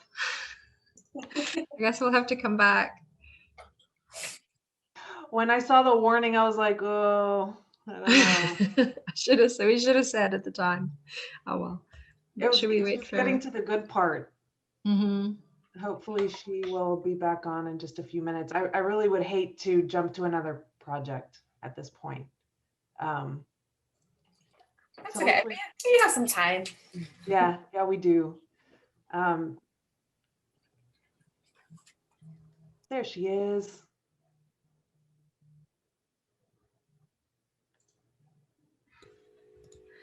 Hey Autumn, did you plug it in? My internet, it just cut me out. Sorry about that. Are you plugged in to power? Yeah. Okay. Okay, great. All right, back to this. Okay, so yeah, the plant wall is here. So you enter here, and then you can go through the sliding door into the living space. And here's the atrium beneath the stairwell, and then the living area here. And then here's the pool, the seating area, and the bedroom, bathroom, and bedroom. This has the bunk beds and the vine enclosures. And then up here, this is the second floor. So here's the flower beds that surround that outdoor dining area. Here's the kitchen with the doorway leading into that vegetable herb garden. And then the surrounding plants of the pool, the canopy overhead the pool. Yeah. Then my sections.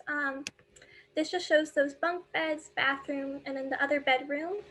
And then here's that pool area with the surrounding flower beds, garden over here, kitchen over here, and then that outdoor patio area.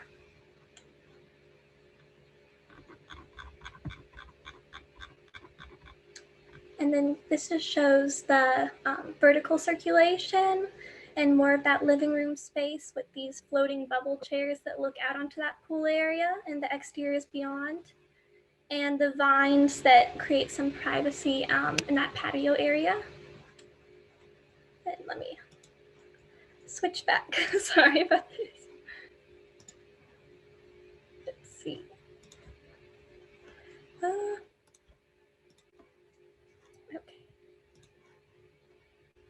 Oh goodness, I hope it didn't close. Ah, here we go. Okay. And here's the rendered perspectives.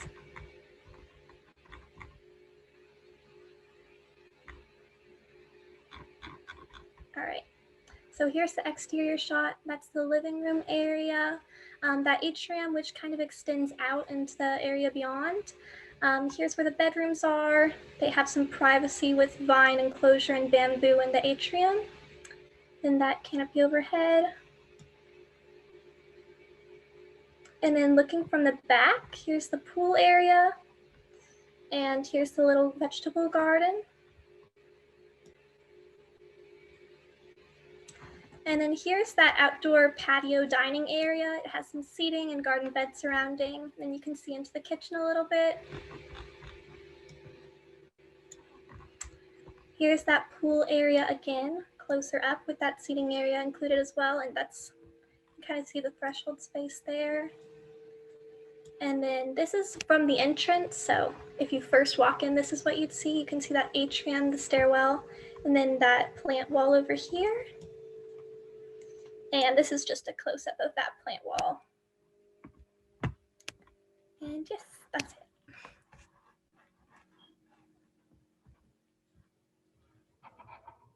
Thank you, Autumn.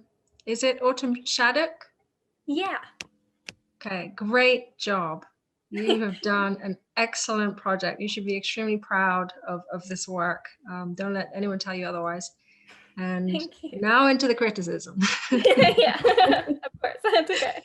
I think that I was very excited when you showed the first idea of this cage coming up and over your overall structure.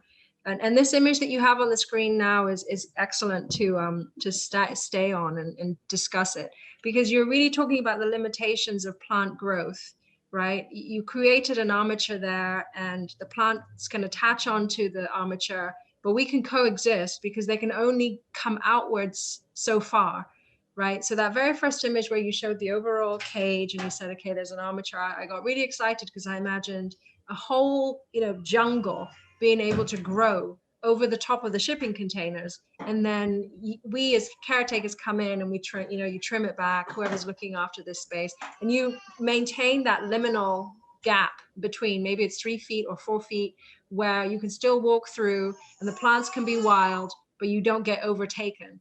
That was really exciting. My son is just waking up, but don't worry.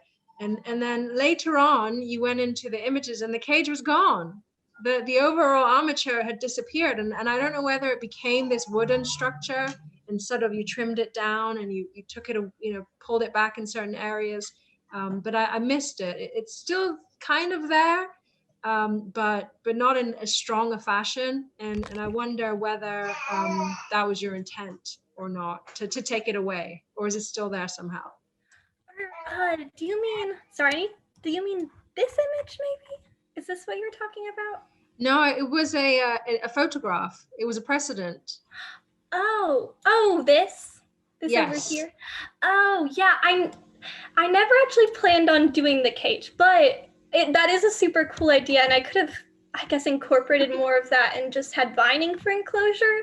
I was more showing the draping vines, but I mean that is a cool idea. Because you showed that, and then you showed the passageway here. That's why you got to be, the precedent images are the story, right? And so you saw that, and then you showed this passageway, and then below you showed the passageway with the vine overgrown. And so I thought you were saying, okay, here's the experience of walking around the shipping containers, right? You have all this vegetation and it's coming over it's reaching out to grab the shipping containers, but we're keeping it back on this armature. So we can still be in it, but have it be, somewhat contained and controlled. But now I realize that that's not what you meant. So. Sorry, I should have picked a different image for that. That wasn't super clear.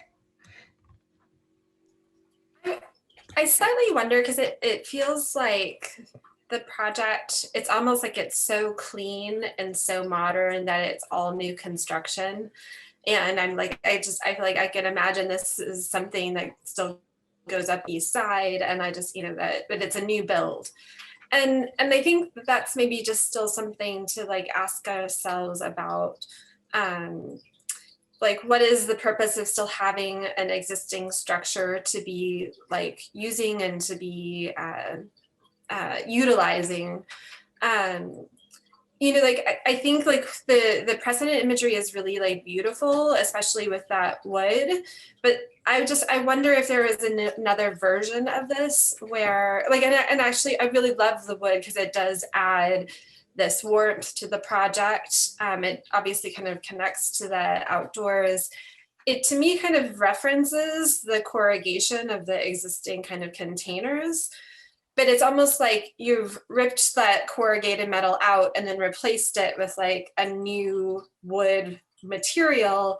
And so like you're kind of potentially like negating like using the materiality that you have and like to fully explore what you could have done with that. Like if you again, if you could think of the corrugated metal, could you use that as a screen? Like could you slice it up, you know, and break it apart? Like, could you use paint in order to kind of create ideas of warmth while still using that kind of existing materiality? And then maybe, you know, in places where you can't, you know, pull the structure apart, or maybe then you use the wood, and you use wood in a way that you know, suggests kind of a new intervention versus it always kind of almost kind of replicating something that I feel like is speaking to the existing structure, but yeah, is kind of a new application. Does that make sense? Because it's like, I think we're all kind of asking ourselves again about what is man-made, and what is it that what does it mean to kind of create these interventions in nature? And so in a way, you're kind of still adding more materiality to this project. Then I kind of just wonder, like, what would happen if you had to like really restrict yourself, and like, how could you make something warm with like something that's like really hard as a surface? And or if you did have a metal screen, maybe you have like a wood frame in order to like have that touch point, but you're always kind of utilizing like existing materials. And I think that like you could almost like really like challenge yourself on that. It would make the project grittier. And I have a feeling that the reason why you've chosen all of these materials is because you were wanting something to be really clean and really modern. But then that's still what I would challenge you to be thinking about, like, how can you still make something really clean and really modern with something that is like by nature kind of a dingy old like container? And you know, like that's kind of a little bit of that contradiction. But I think if you could, you know, answer or potentially like think about like, how do you reuse something in a way that really produces something beautiful? To me, that is kind of answering maybe a little bit more of what Augustina set everyone up for to be thinking about for the project, you know, of like what's a relationship to like what are we as human beings doing to the world, you know? But I think it's really, really nicely done, very thoughtful. I will say, like, it's like minor, I always think about like privacy, and this is a residential project, so having like a glass walkway on level 2 is totally fine. But you know, like I don't know, you know, like I think it does operate as a skylight. I just don't know if you need it the whole way, or if you those things are never as pristine in actuality when you really think about that. But I do like these moments of bringing light, but maybe like what are other ways you could have brought light into the level below that, you know, maybe would have retained that kind of pristineness, versus, because I might question that would actually look that way after, you know, it does require someone to come out on a pretty regular basis to clean it. But are you talking about sorry, just to clarify, the glass skyway? Yeah, this right here? Yeah. Oh, okay. So you're suggesting like maybe making it less, or? Well, I guess I'm suggesting that, you know, like I think that it is a little voyeuristic, you know, in terms of it is obviously connecting from activity from level 2 down to level 1. But I think like being actually aware of the fact that there is a little bit of that voyeurism, and or there are kind of things about like privacy, because if you're like a woman and you're wearing a skirt, you know, like it's just like being able and being thoughtful actually about that, or being purposeful, and that you understand that like you are doing this, but then it's creating this type of dynamic. And then I think I just was saying, like, in terms of practicality, these surfaces inevitably they just are never as pristine as you kind of are showing them right now, because they weather and they get dusty, and you know, so but I think this idea of bringing in light is really, really nice, especially to that kind of center like area. But maybe there are other ways of bringing light in if that was the main purpose. Yeah, definitely. I didn't even consider like the view from below. I was just thinking like, oh, well, it's just a hallway, but I didn't think about like, yeah, like skirts and stuff. That's a very good point. I did not consider that at all. So also, So for the material, you were talking about that wood cladding and just like maybe just using it a little less so I can keep those original materials. Is that kind of what you're suggesting? I mean, that was what I was suggesting. I mean, like, or just to be thinking about that, because Yeah. it's suggesting this corrugated materiality, but like, could there be a way that you could be doing that with the existing kind of container? Yeah, definitely. I think that's something that I noticed too, is your project seems like the biggest rejection of the shipping container that I've seen. And I think what that creates is something that actually is more akin to the lattice that Nakira pointed out in the precedent image, where it is this sort of light frame. You're only using the shipping container for its structural integrity, and everything else is filled in. And I really like what Lisa said about potentially when you take out those pieces of the container, you could then reuse them to do a lot of the things that you're doing with the materials that are then infilling from outside, like the wood and this tarp curtain element or the lattices over here. Like I could see all of those things in some way being those components that you have taken out or distorted or changed. And they could produce the same shading effect as the curtain, or they could have, you could punch holes in them and have plants grow through them and acting as the louvers, or perforate them in a similar manner. And I also think like when you're presenting this, so that's really nice. I think there's a nice lightness to the project. And I think it's even okay to have a studio prompt and say, no, actually, I don't think this should be shipping containers, so long as you have a strong argument for it and it's sort of an academic dialogue.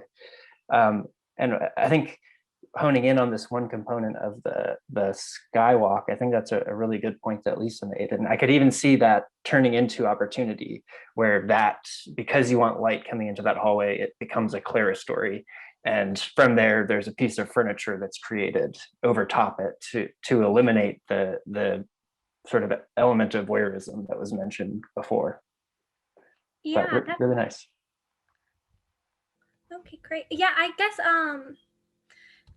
yeah, I like the first thing I did, like I started like cladding very early, like the interiors, because I thought it looked like too like construction-y, but then I added plants and I was like, okay, I could have left things.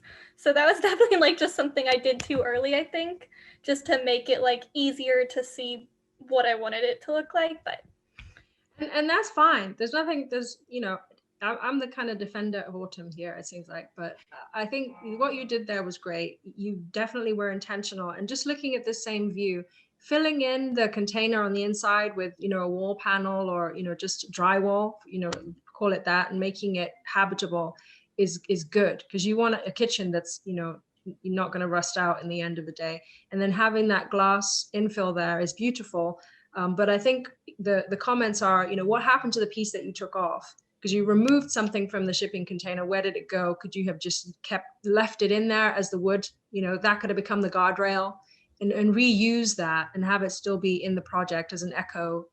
Or think of it as the shipping container kind of exploded out. You took all the skin off, but it's still there, just on the outer orbit of the structure that you've created. And technical things, little touch points of, again, realism here. Consider the size of the glass. Consider how you are. If you did have those skins, you would have to have some sort of bracing. So that you might find yourself left over with a lot more cross bracing in here. And again, this is getting to more technical than you're showing, because once you take that skin off the shipping container, it's no longer really rigid. It's going to rack and shift, because the skin is really holding together the metal frame that you just took away. So you may need to, start bringing in some more diagonals than what you've shown here. And yes, okay, this project isn't really talking about the technical aspects of it, but challenging you with the found object, I think, was the brief. How do you deal with it? This is what you have. You got these 3 shipping containers. How do you deal with it? And how do you work with it?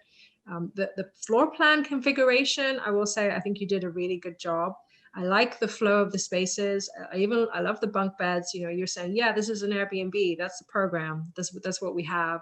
And I like how you laid it out. So you come up and you kind of culminate in this terrace up above. Some things programmatically I will question is, the herb garden could be here. if you're sitting and eating here, why are you going all the way to the back? You know, you go through to, if I'm understanding the plan, it's back beyond the kitchen, right? You kind of laid it out so you have to go away from where you're actually sitting. It would be fantastic to be sitting here and smelling basil and thyme and rosemary and, you know, and all those things, and just kind of be in it versus having it on the other side. But it's a minor point, but overall, I think you laid out the plan in a really nice way where the experience of the structure is pleasant throughout. Going back to your earlier comment, Inkiru, about the kind of practicality of these wall openings, we did touch on that. We talked about needing vertical supports like roughly every 10 feet. I think on her long container, she's showing one, you know, in the middle. So it's a 20-foot span, asking that existing beam of the shipping container to span 20 feet. So that's probably an exaggeration. She probably should have added one every 10 feet. But we did talk about glass manufacturing and how typically you don't want to really go beyond 5 feet maximum before you need a structural caulk, you know, mullion. And so I think that there are, you know, I made her put like a stringer on her stair, things like that. So yeah, we probably could have, these renderings are so realistic that it's almost like, of course you're gonna talk about those things, because it's like you want it to be practical with the level of representation that's being shown here, and that can be shown with Enscape. Yeah, absolutely. And I think it's convincing. Your project is very convincing. And again, with the realism, we can imagine and feel and you know, see how you're trying to set up these experiences. But you know, as a critique of the whole thing, I'll go back to what I said, and I think what Lisa and Zeke are also saying. You introduce the armature, right? The wooden framework that kind of surrounds the glass volumes that were the shipping containers. And I love them. I love how you use the glass to just open up the space and just keep the skeleton of the shipping container that was there. But to me, it's about like the limitations of the garden, the vertical garden. How can you control it? What does it need to exist? And the fact is, yeah, you do. If you want something to grow virtually and kind of become a volume thing, you need an armature like this. And I think that could have then given you instruction for how to lay out the trellis, which is essentially what it is. Like the wood framework is a trellis that becomes a handrail, that becomes a horizontal screening element. And it almost went there to be like, okay, the architecture of this space is this whole overarching wood trellis with these glass volumes underneath, but it didn't quite make it to there. And it became, you know, a little bit ordinary with like, okay, this is just a handrail with pretty flowers growing next to it. And I would have loved it to just go all the way to being like, here is this fuzzy monster of a green trellis. It's all created with this wood structure, and you can go inside and be shaded from the sun and experience this beautiful green garden. The landscaper comes occasionally and trims it back so that the fuzzy green monster is under control, and you can kind of like live within there. And that's fantastic. I think it's a great idea. I want to compliment how well you dealt with the dimensionality as well, which I think is a point that was made earlier. As much as I'm saying there was a rejection of the material elements of the shipping container, I do think your plan is really successful, and the section that you drew is really nice. I love how you're like detailing every element of the sort of the window frame and how it gets slotted into the shipping container. I think let's go back to those drawings, Autumn. Okay, yeah. There's a lot of thought there. They're really careful and very, very nice. Yeah, and even it looks like you might have a little cove light on the sides, or maybe that's just part of the shipping container, but there's definitely a lot of care here.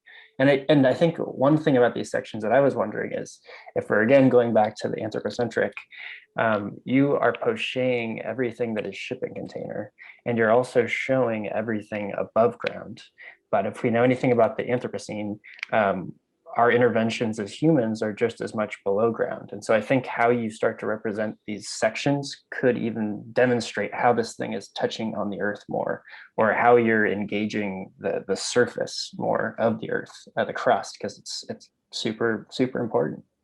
Yeah, definitely. That was just something that I did because I was running out of time, to be honest. So I couldn't like deal with all the mini intricacies inside of that like pre-built structure of the floor in terms of drawings, but it's definitely something like I considered and I think would like improve it if I had time to add that on. I think actually the level of detail that you've shown in the architecture, the containers, is really successful. But what I'd be more interested in is showing the ground plane, how your shipping containers are engaging the ground plane, like the earth. Oh, yeah. Or how would you suggest to do that? Or sorry, I just I don't have much experience. Like no, not at all. I mean, groups or the something? drawing is the tool, right? The drawing, the beautiful drawing. And again, if that's where the drawing allows you to ask that question, because you could come in here with a hatch, right? And the hatch could be small rocks, big rocks, small rocks, you know, that pebble hatch. And then once you put that pebble hatch in there, you realize, oh, my shipping container is sitting directly on earth. Like, is that okay? Like, maybe I want to put in a slab, a concrete slab. So then you add in a secondary layer of hatch, of concrete hatch, or maybe it's built up on bits of leftover concrete from the site, you know. But just the hatch would have given you the clue to what that material is, rather than airspace, which is what we're seeing as the ground plane. Okay, yeah, sorry, I was confused. I get it now. And I think all I'm saying, yeah, I don't think there's a correct answer, just like Nakuri is saying. I think it's really your attitude, and the way that you're drawing it right now is a particular attitude, which is really like, I'm expressing the shipping containers. The shipping containers in this drawing are actually the most important thing to me. And I would just ask, or I just wonder if also representing everything below ground is important, considering the premise of the studio, or at least how you're at least engaging that ground plane. But it's a really nice drawing, and your perspectives are also really interesting too. And I think they start to bring up the question of the shipping container again, like at the pool. I'm kind of stuck on this. Like there are actually specific moments where you are expressing the shipping container, and I wonder what the reason for that is. Or maybe it's just at the edges, and maybe that was a rule for you. Or the shipping container was left pretty much alone on the exterior. Like I didn't clad anything, so it's the original materials on the exterior besides paint. I just took away a lot of walls, so it seems like there's like nothing left, kind of, because it's like incredibly open to everything else. But yeah, I guess I wanted to leave it because I felt like it went well with nature, the natural curves of the box. So yeah, but I definitely, which is could great. put more. Yeah, that's wonderful. So it sounded like you said when you said exterior, do you mean on the back side and the ends, and you took out just the inside face, or which? Yeah. Okay. So I didn't take it out. I just cladded it with wood on the interiors, but everything else about the containers are left alone unless it's like a glass wall. So then I would just took out the walls completely, pretty much. But yeah. Great. Thank I you so much. just wanted to add, sorry, one precedent. If you have a chance to look at the Nature House, Anders Solvarm, I think, Agustina, you're familiar with that from the Home series. But this project reminded me of that. It's a guy who has an autistic son, and he built this whole greenhouse around their house. And they live in Norway, I think it's Norway or Sweden, somewhere that's extremely cold.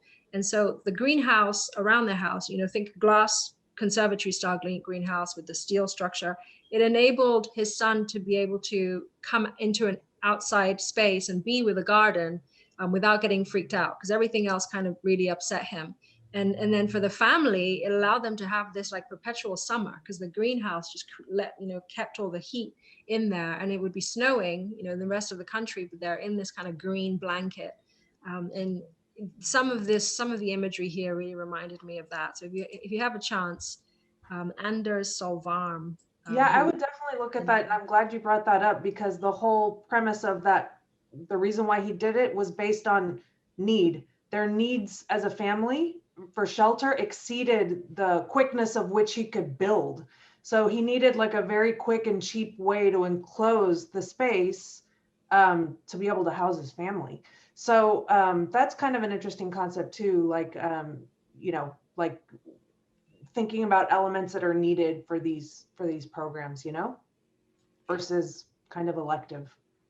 Yeah, could you say the name again so I can look that up? It's called the Nature House. The Nature House. Okay.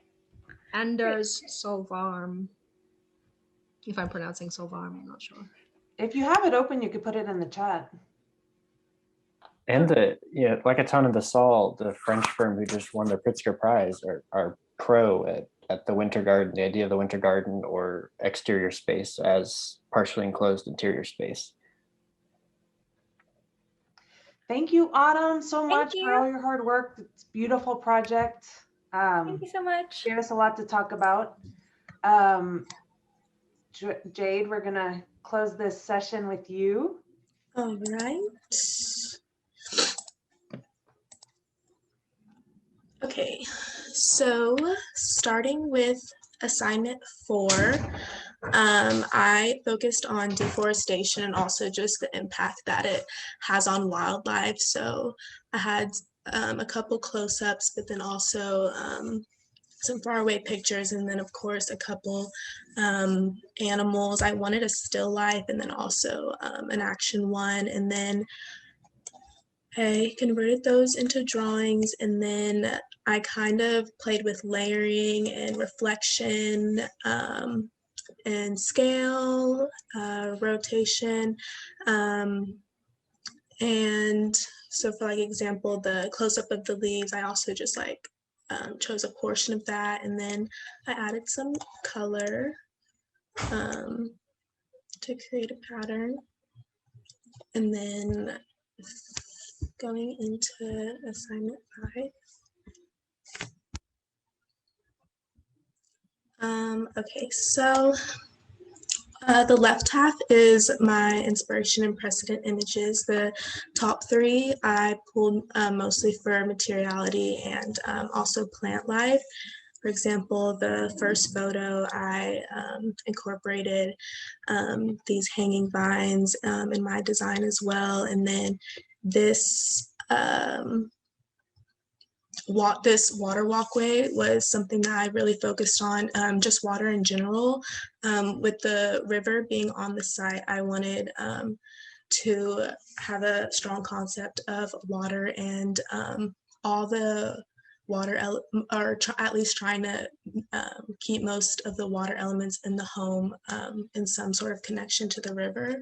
And so these bottom 2 images, I strongly used for inspiration of how to lay out my 3 containers, because I really appreciated how for the bottom level they separated 2 to create a space in between, and then stacked one on top. And so I wanted the largest container to be the living area, which also has the kitchen, and then a smaller container for the bed and bath area, and then the container on top is an outdoor office space. And a couple materials that were native to the site, such as corten, I included, and also a lot of steel finishes. So, okay, starting with my axon, going back to that water walkway, that was something that was a big part of my project, and that is definitely the center of it, and that's how you can enter, which I'll get more into my plan. And then I also wanted an outdoor dining area with limited space. Obviously, this retreat doesn't house many people, but I wanted it to be a space where you could still entertain and have plenty of people over. And so I actually created this extended roof element on top of the first floor so that there could be a large balcony to complement the outdoor office, where you could walk all the way around, and there's an outdoor staircase on the left side of the building. So going into plan, if this is the walkway, you would walk these steps to enter. This is the front of the site, and you could enter to the left, right here. You could enter to the left into the kitchen and living, or to the right into the bed and bath. And then the plants and you'll see in the renderings, I incorporated hanging plants all the way around, and there is a break right here in the wall where you can walk out into the outdoor staircase. And also, speaking of breaking up the container, I originally had a sort of vertical siding, sort of like Autumn's, but after I got inspiration to design a new wall, and that is also made out of corten. And I introduced that in a few different places throughout the home. And then moving on to sections. So the first section cuts into the living area and kitchen. And so that you would be entering around right here. And then you can also see the office space on top in the glass railings. And you can see the break in this wall to walk outside and some shelving. And you can see the corten wall, which creates a really just unique break of a wall and also nice shadows. And then the second section cuts into the other containers, so the bed and the bath, and you can also see the outdoor dining and also the hanging plants. And so I also, going back to the concept of water, I included an extension for an outdoor shower.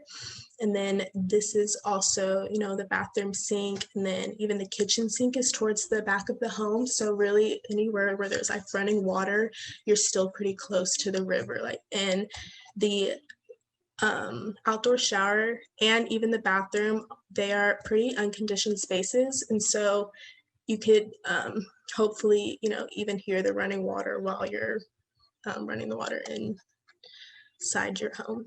And then so for the first rendering, you can see the water walkway slightly, but this is just kind of a large view of the home, and a couple different places where the corten wall is placed. And then there is the living area, and there's a large skylight for natural light there.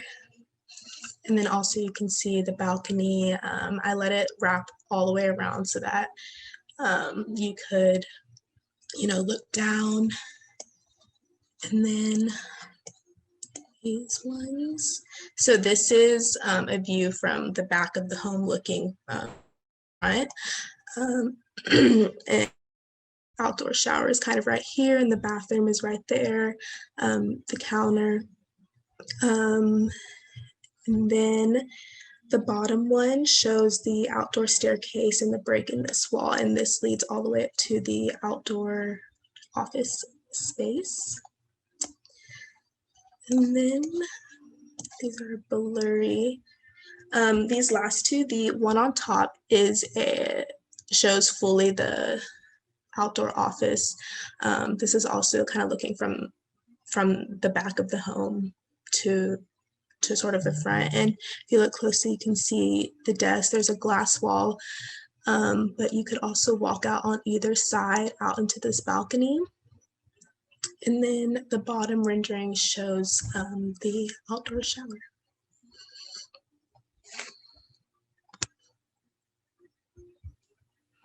Wonderful. Thank you. Thank you. Few things for me to ask you, and also to say I love the fact that you said outdoor office. I think that the last year, the pandemic, everyone was working from home.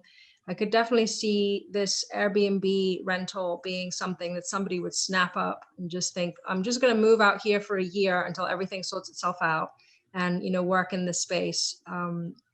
Post-pandemic, if this was, you know, just a pure holiday destination for somebody to come and hang out in Austin, I probably would expect the outdoor office would revert to just being a secondary living room, which is still, you know, awesome because you have that view and that rooftop space.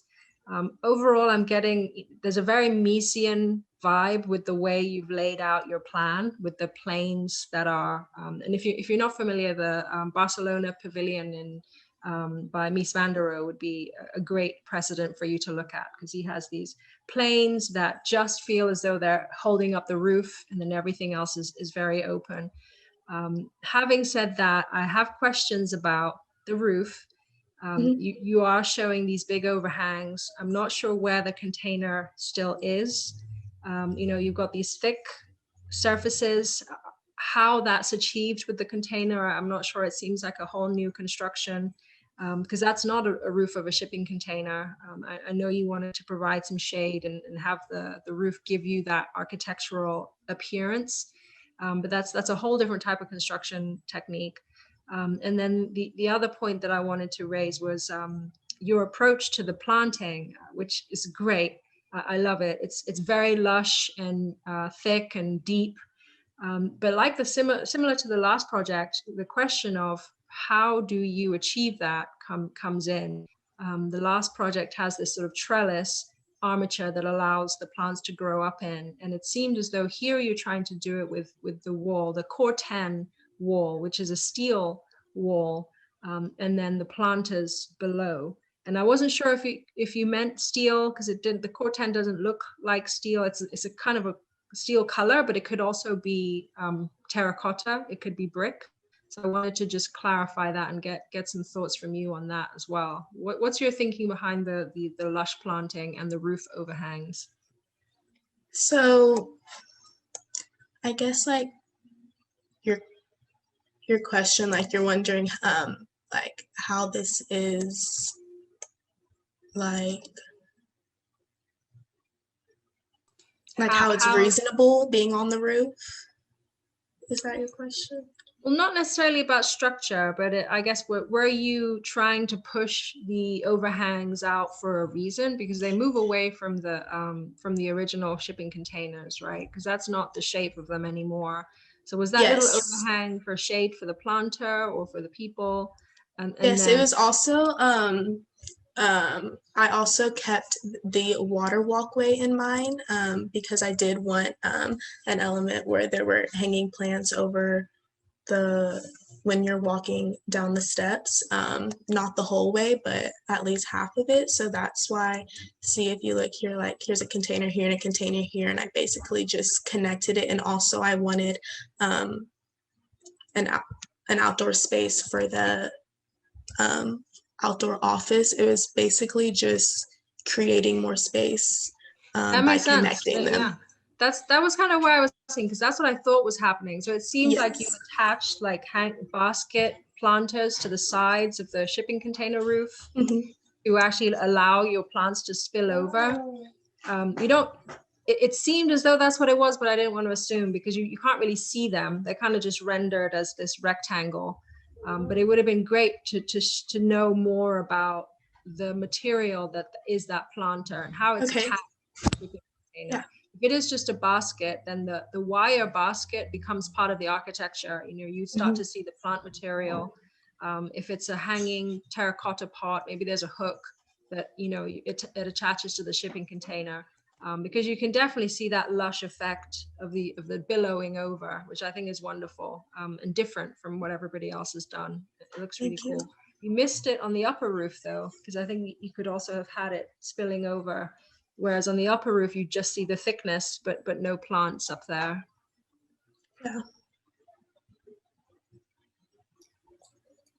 Can you maybe, because I'm on Moreau also, talk a little bit, like if we look at this image on the bottom, like in detail.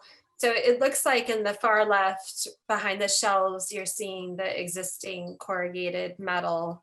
Then you have the terracotta screen to the right. And then what's the material to the right? Is that meant, because it looks like it's striped, but it's almost kind of wavy. That's also the normal container material. Okay, it is.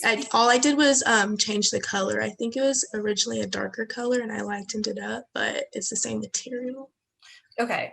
I mean, I guess maybe that's where just there's something I'm wondering, like there's something that obviously that is really powerful in the terracotta wall that you have been developed. Sorry, and was it terracotta or is it corten? Because well, like the material is corten, but I will agree on Inkscape it does look terracotta because I've used terracotta. It looks the exact same. So I'm not sure why it does that, but zoom in on this, because if it's corten, like corten's gonna actually be a steel, and maybe that's only like 3/8 of an inch, like thick, right? So maybe you're still laser cutting or jet cutting out that pattern, but it looks like you're kind of representing that screen with a dimensionality. Like, because how thick are you rendering that screen? Like, because it looks like it's like 3 inches deep. Yeah, it's the same width as the wall. I just don't remember how thick the wall was. I think we talked about this, Jade, the one time we met about this project, and we had talked about that being like 1/2 inch thick. So I think, yeah, what Lisa's saying is just representationally the standard dimensions of corten or any kind of plate metal comes in specific dimensions, and they're usually fractions. So like 1/2 inch would probably be the thickest that you would be working with for a screen element.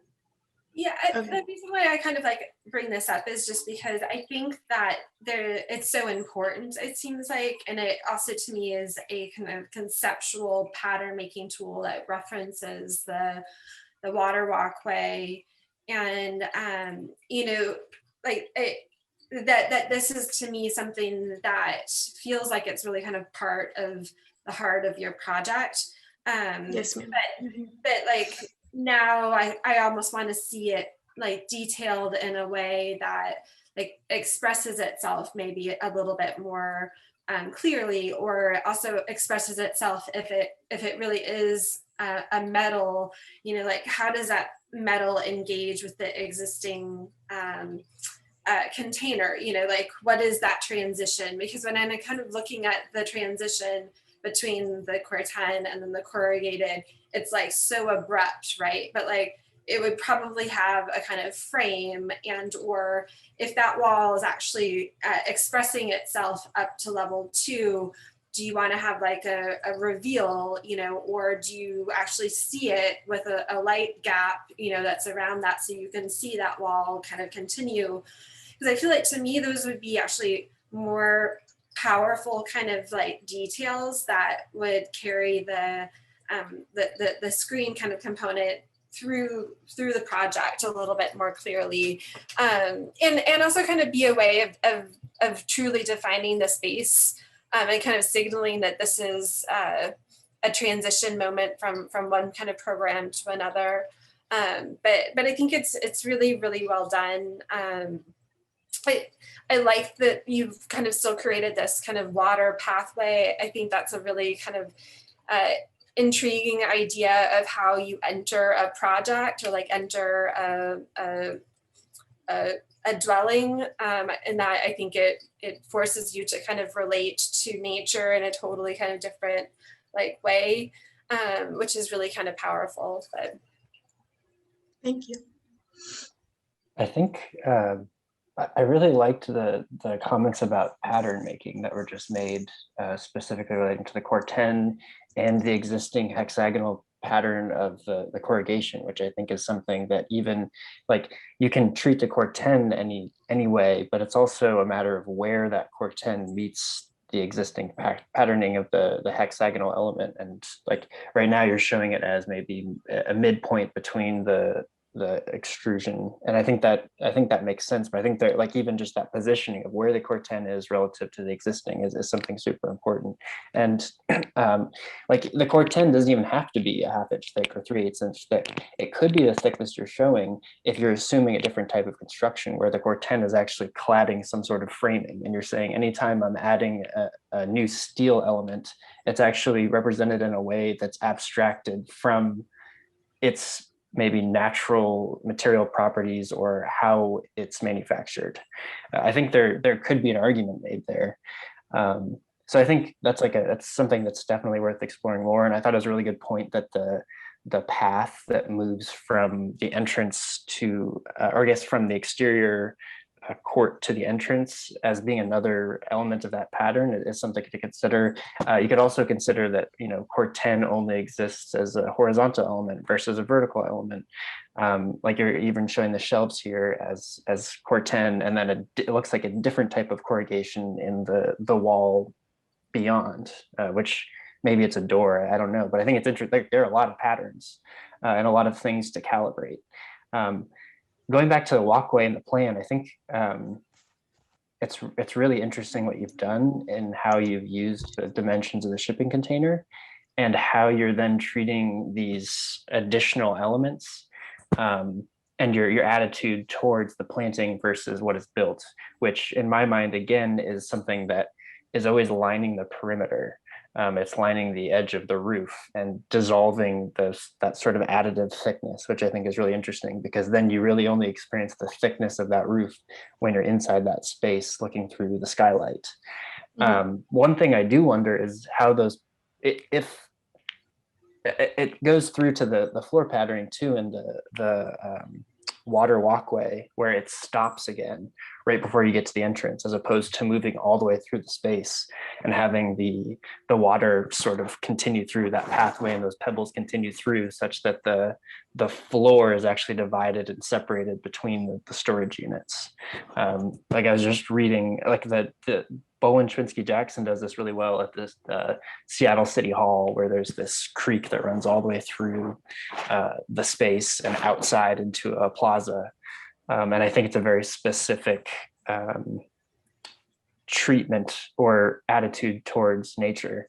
And actually, Bill Gates has it in his house. I was just reading about his divorce, same architect, and it's the same thing, which is sort of ironic considering he's responsible for a huge amount of the neoliberal capitalism that exists in the world today. But like what I really like is the second floor, how you've then taken the proportion of the shipping container and then started to define something else with the plantings, which I think is really strong, where you start to get the smaller square spaces beyond the sort of like dolmen penthouse thing on top. I think that's really nice. Yeah, I agree with that. I think for all the projects we've seen, I think this may be the most successful at getting, still keeping the shipping container and the constraints of the shipping container, but getting at a floor plan that works well with it and takes advantage of its proportions. I think you've done it extremely well, where you have this leftover kind of in between residual space that came from the combination of the shipping containers. But one thing I want to say about the plan and the drawing of the plan, everyone here is a visual person. We're all in a visual profession. And the ideas that we have, the suggestions are what the client is buying, and that's what we're selling. And we can only sell that through the means of our tools, which are the visual representation. And so honing in on the visual representation and treating the visual representation as the most financially important and significant tool that we have, I think it cannot be underestimated.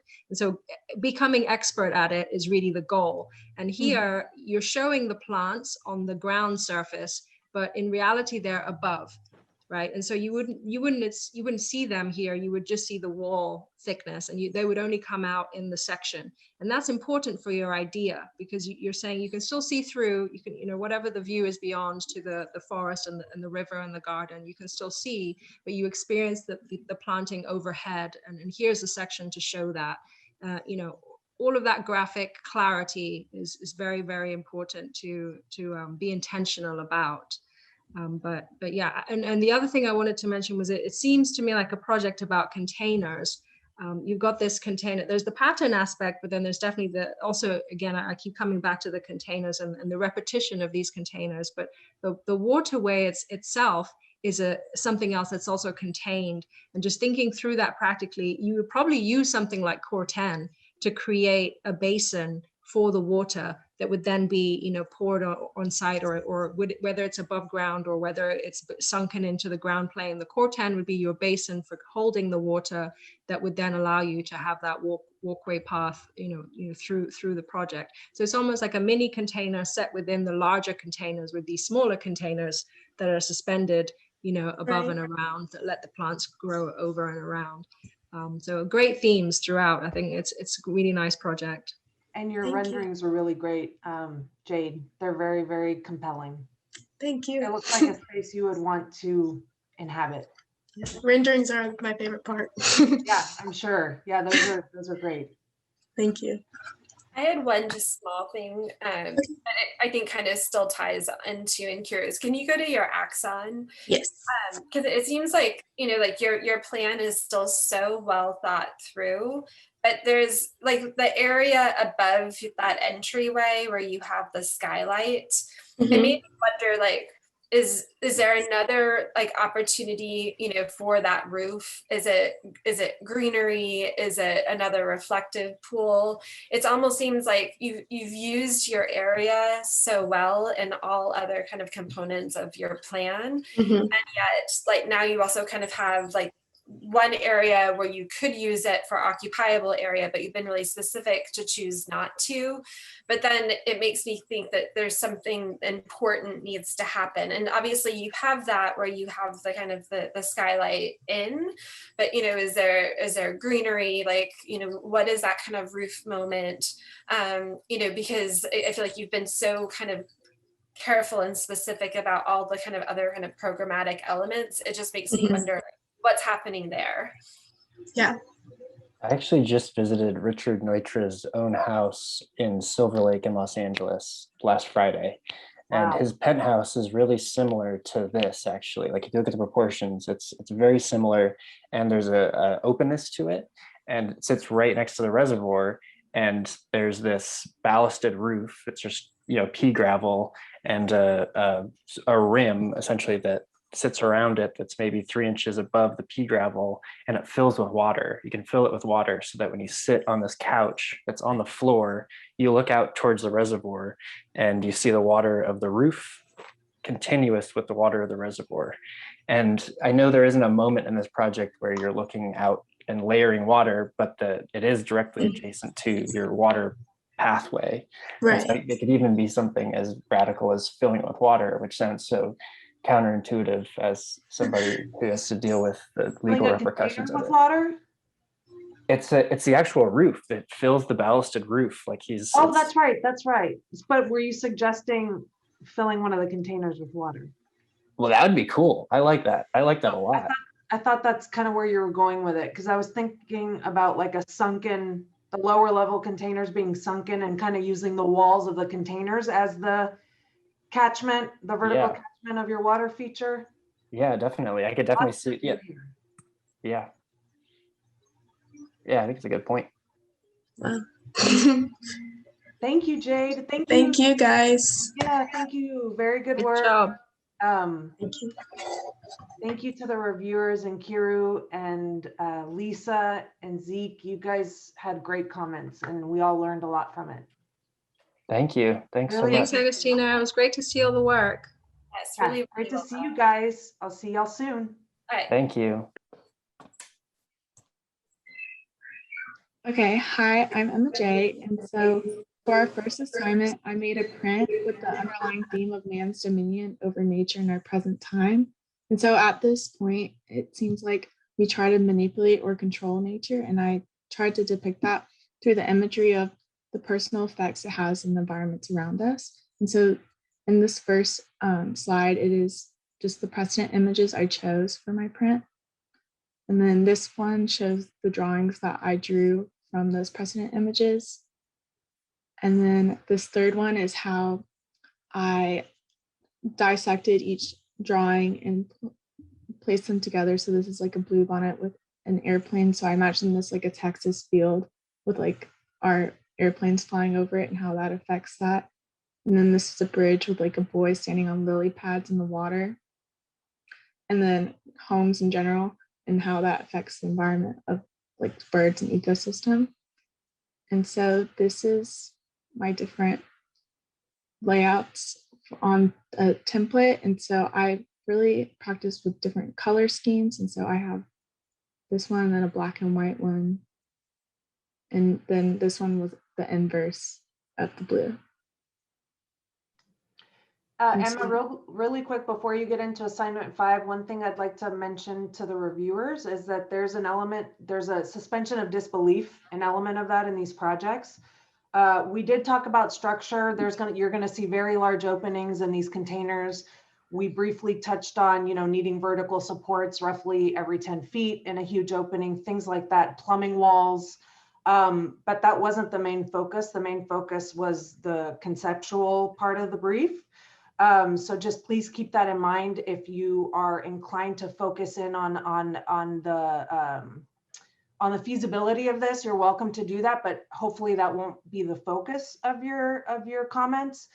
And then secondly, I asked each student to have a distinct point of view for their concept, whether it's being an observer of nature, inside looking out and not necessarily participating in it, or bringing nature in and becoming more of a participant and immersed in it. And you'll see that a lot of these projects have a combination. So we'll begin there. Yes, so for assignment 5, we were given a site in East Austin on the brownfield. And so I created an escape or vacation home that people can go to separate from the growing city. And so within the home, the main goal was to create a natural flow between conditioned and unconditioned spaces. And so the home blurs the lines for what is indoor and outdoor, creating a fluid motion and different types of central experiences. And so from the large backyard entertainment overlooking the Colorado River to the outdoor tub and the indoor dining, the home embraces nature while still maintaining structure from the confines of 3 shipping containers and added portions. And so here in this first drawing, I have it color coded on. So this darker portion is the shipping containers and where they are placed within the home. And then these are the added portions. And then these are waterways that connect each portion of the shipping containers that all interconnect with this outdoor entertainment spot. And so here, this drawing highlights the conditioned and unconditioned spaces. So these larger containers that are 40 feet on the outside are the conditioned spaces of the home, whereas the whole interior in the middle is all unconditioned space. And so this is where the home is placed on the site. And this is the Colorado River down here with the road up here. And so leading into the precedent images, these are just the basis inspirations for my project, which are the trellises here in like this outdoor unconditioned space. And then these waterways and just the plant life and how I can include plants in my project. And so this color scheme I applied into my project, and this is the axon for it. And so I exploded the axon, and you can clearly see here this unconditioned space and the pathway of how you can move from here and then you walk across the waterway to each portion of the side or right into this middle where it's the sunken pit of seating. And so here we have my different drawings.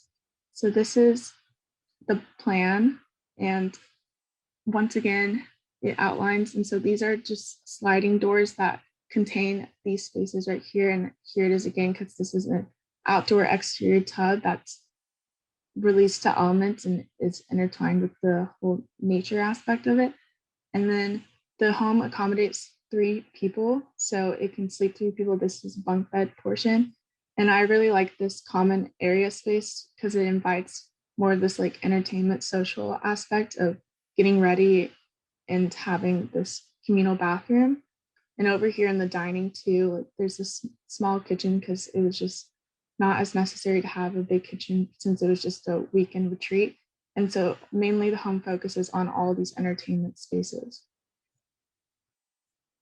And so this is a section showing just how the water pathways connect to each side in the 2 containers. And then I also included the image during the background to show the site and how what the view would be looking into the back or south into the Colorado River. And so this is my next section, which shows the dining and main entertainment space for the indoor conditions portion of it. And I also, in all of my drawings, I shaded like a really light gray over which part of the home still maintained the container walls. or the shipping container walls. And then up here too, I included the shipping containers slats as to create different lighting effects within the home. And then I also did this here with the angled roof, including incorporating the slats and having all the greenery elements hanging down throughout the home.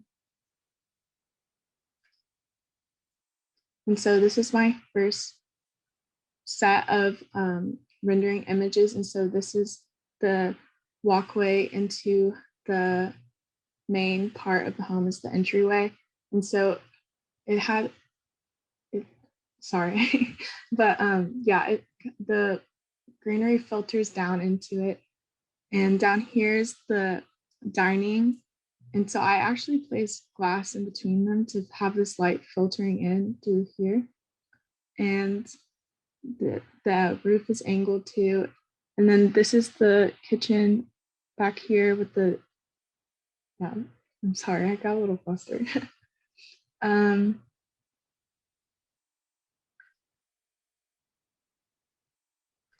This is my next set of rendering images. This is the communal bathroom that I was talking about earlier.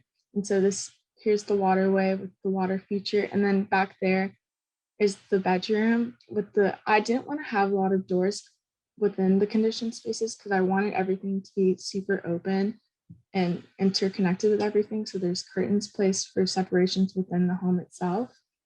And this is this outdoor entertainment space with the shipping container door still included. And this is a water feature right here that has the fountain that gives the calmingness of the water sound, and then fire pit, and then the fabric chairs with the bench also. And then my last rendering set, sorry, it's taking a little bit to load. I just really wanted to highlight this outdoor portion where there are no windows here. It's completely exposed to elements. And this portion right here, which looks out onto the Colorado River, and it's part of the living portion of the home. So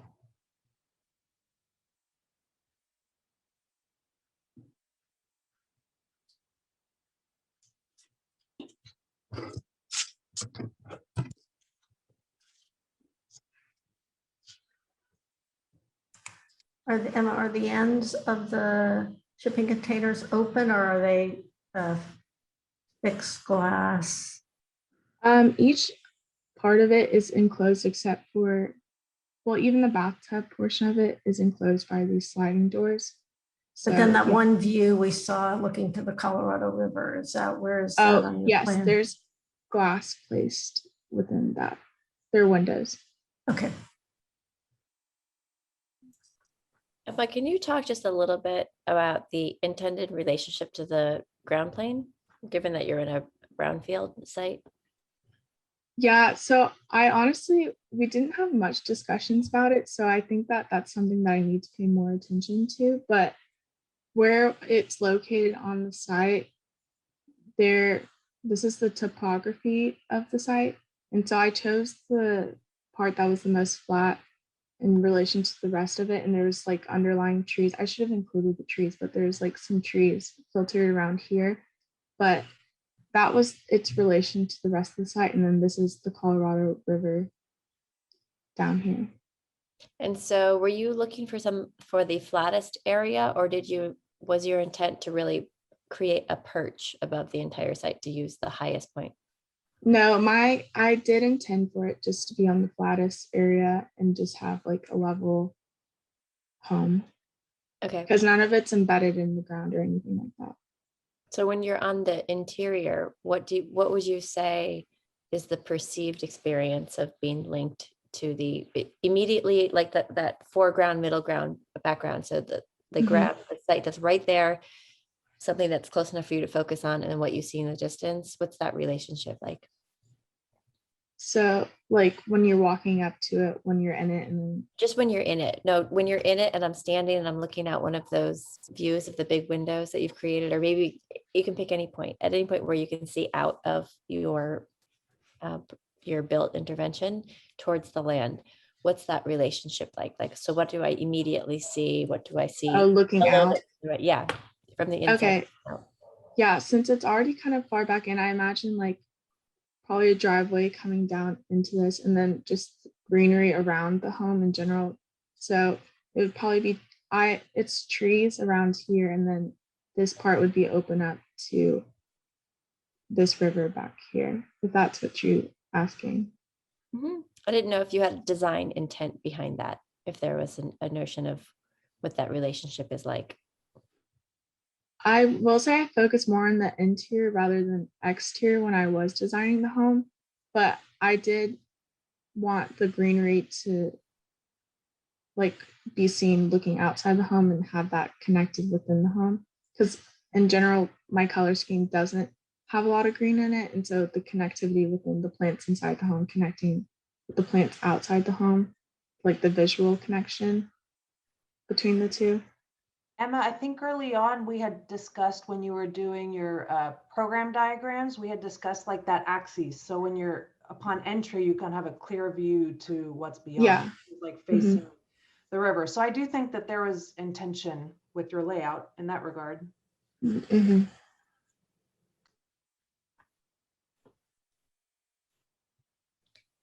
Can you go to that one, just that one view you have where we're standing kind of looking out over the pools and looking out towards the distance?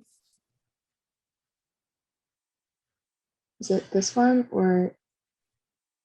I think a little bit to the right, the next one over. Oh, this one. Mm-hmm. So one of the things that was striking to me about a few decisions that you made, the arrangements of the containers themselves, but then also really the openings that you've created, was that you've created these views of infinity that are very specific. And that's why I was asking that question about sort of the foreground versus the mid and background, or say like foreground, you could say, if that makes sense. Like, because the way that it's situated on the land, it's at the highest point in the site and it's high up off the ground, in addition. So you've created this isolated place, and I know that you called it an escape. So actually you're kind of escaping the brownfield in that sense. And I like very much that you've actually erased the immediate context, and what you're looking at is beyond, you're looking at beyond this kind of the scope of the brownfield into the distance where maybe the land isn't in recovery mode, but it's actually thriving. And then the immediate foreground, you've replaced the brownfield with this really healthy, thriving greenery on the interior. So there's not how we use it in housing, but there's a missing middle ground, which I think would be really compelling to study a little bit further. So from this view, it feels good. But when I approach that edge, I kind of want to know what's in that distance. So there's a really great example of where this happens right here in town. And your layout actually reminded me a lot of it when you talked about that central portion about a communal space. And I don't know if you've been there, probably not, since we've been in COVID for a year, but the Charles Moore House. And it's for two different people to be there at the same time. But there's this sort of overly written, like the scribe of this oval that intersects both the living areas, and that what the shared space is, some of the interior spaces, and then the central courtyard, which is it's a pool, it's a water feature, but it's sort of what's called a cocktail pool. It's only like 42 inches and it's good hangout space, but for people to come together. And the length and the projection of that pool creates this same infinity view that you have. Except what's really nice in the Charles Moore House is he actually had to go through with the neighborhood and fight to keep these live oaks, the stand of live oaks, because as they were building Mopac, they were coming through and cutting down all these trees, and he had to go through this really big battle to save them, because what would have happened was his infinity view would have been a highway.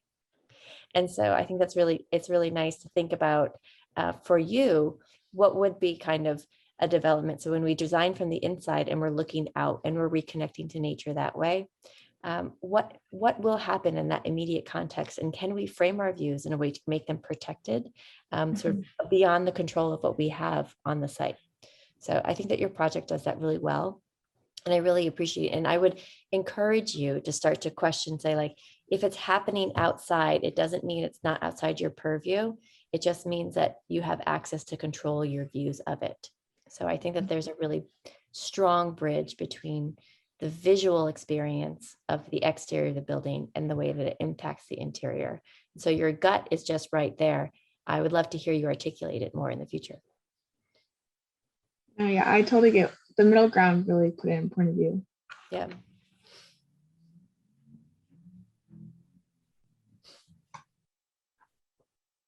Hello, Emma. Can you help me placing you again in the general plan?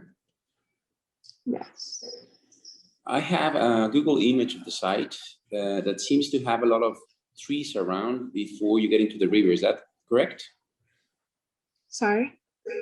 I have He's saying that in the Google Earth there shows all of the density of existing vegetation on the site. Is that right?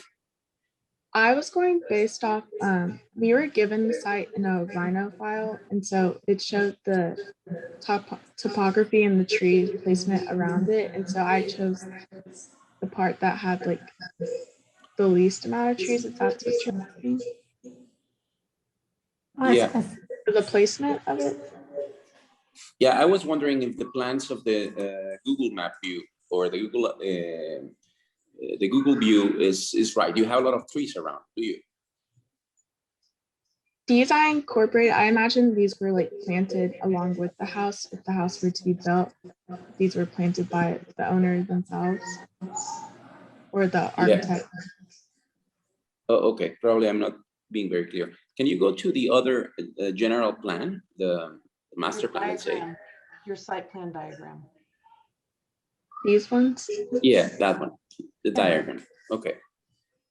I probably many things to say, but the one things I want to say now is once I saw the aerial view of the site, once I understand how do you relate to the river, and I understand Allison's question, I'm not really aware of how higher is the level of your construction rather with the river. But what I want to say is that I think it's a very smart layout in which you can, even if you have only 3 containers, you can actually get to have an introspective experience that allows you to have these both conditions.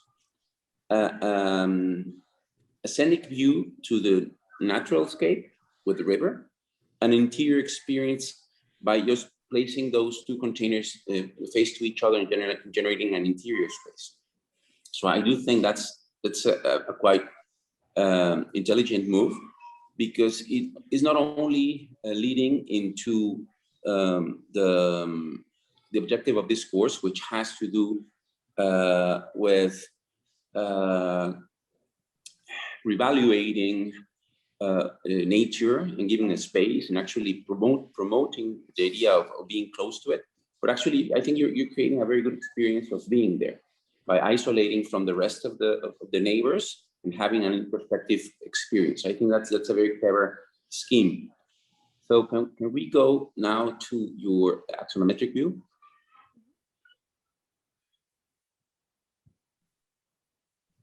Okay. The things I was understanding from what Allison said, I think she's right. And I think those views that you're promoting, I think you should be maybe with a section trying to show how you're relating with that nature, because I think that's something you want to do in your project and it's not really clear. I do lack very much this interior space and how it relates into the inside. But I want to say that probably there's some elements that maybe those are details that could be against your specific intentions. Just for example, once you have framed a good view facing into the river, you have a little small window in the elevation of your roof. I don't know if I can express myself. And when you're in those interior views, you have these small windows that I think they are competing with your main intention, which is projecting you into that very specific view. You mean right there? Is that? Like Can I write here? Like where, can you see my? Oh, Yeah. Well, I'm like the one in top in the pitched roof, you have one in the lateral side. And you can actually see them from when you're standing inside of the corridor. And I don't think you need more light inside there. Actually, I think the way you're leading with light is very nice. But I think sometimes you don't, probably you think you need more light and probably you don't need it. But I think while you do that, you're actually competing with your own main intention in that space. So I don't think I can write here. So maybe I'm not so good expressing myself just with words in a different language, but I hope I can at least try to transmit my idea. I don't know how much time we have. So those are the two comments I want to say, but in general, well, the final thing, and this is more about the approach of the course. I think it's really appealing to start with this first exercise that starts by conceptualizing, abstracting, and representing this idea in ways that could be actually used later on in the architectural approach with the type of drawings, the type of graphic communication that I can actually see very well in this axonometric view. And I want to say that I think your floor plan is the least expressive and clear from all the diagrams you showed us in the drawings. By any way, I really congratulate you for that drawings and this exercise. Yeah, I'll just. Sorry, really quick, I'm sorry to interrupt. We have 3 students presenting in a 2-hour span. So I don't think time is an issue. So just feel free to comment as you wish. Thank you, Agustin. Yeah, I was just going to add on. I mean, I appreciate all the comments so far, and I agree with them. I was also really struck with the link between that first. I like these assignments a lot, and I like that first one. And what was interesting to me, Emma, was sort of how your project is kind of this. To me, it goes with the idea from the first assignment of nature being plucked and put in, sort of man-made nature, added and surrounded by the existing nature. So I think it fits very well with what you were looking at conceptually in that first assignment. I think I looked at, I looked at that Google Earth image. It is so treed as you get to the river. I love your view, that long view Allison was talking about of the river, but I think you would have to really select the location to really get a peek at the river, or clear some trees or something, because right now it's pretty dense there. But the idea of trying to create that link is nice, because your project is so inward focused, really. I mean, I know there are views, there are these things, but to me, it's all about kind of the edges that you create with the 2 long containers and the inward focus of them to one another. I was wondering if you looked at all at this one, let me annotate here. Like this, that's the small container, right? Right there. Yes.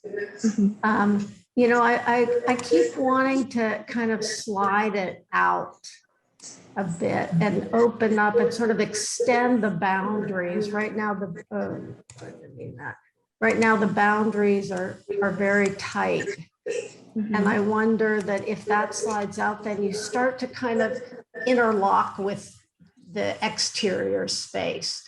So rather than it being this object that's just plopped down, there's kind of an interlocking, and that might be an interesting kind of transition or threshold condition to arriving at the site, and sort of how that then relates to the surrounding. it also could provide a more solitary, like if you're there with multiple people and you're sharing bathrooms and you're kind of in this more confined space, it kind of pulls one out and gives you maybe a more private, contemplative space that's separate from the hangout space. But again, overall, I think it's a really interesting project. Thank you. I definitely agree with like pulling it out. I don't like the solid line.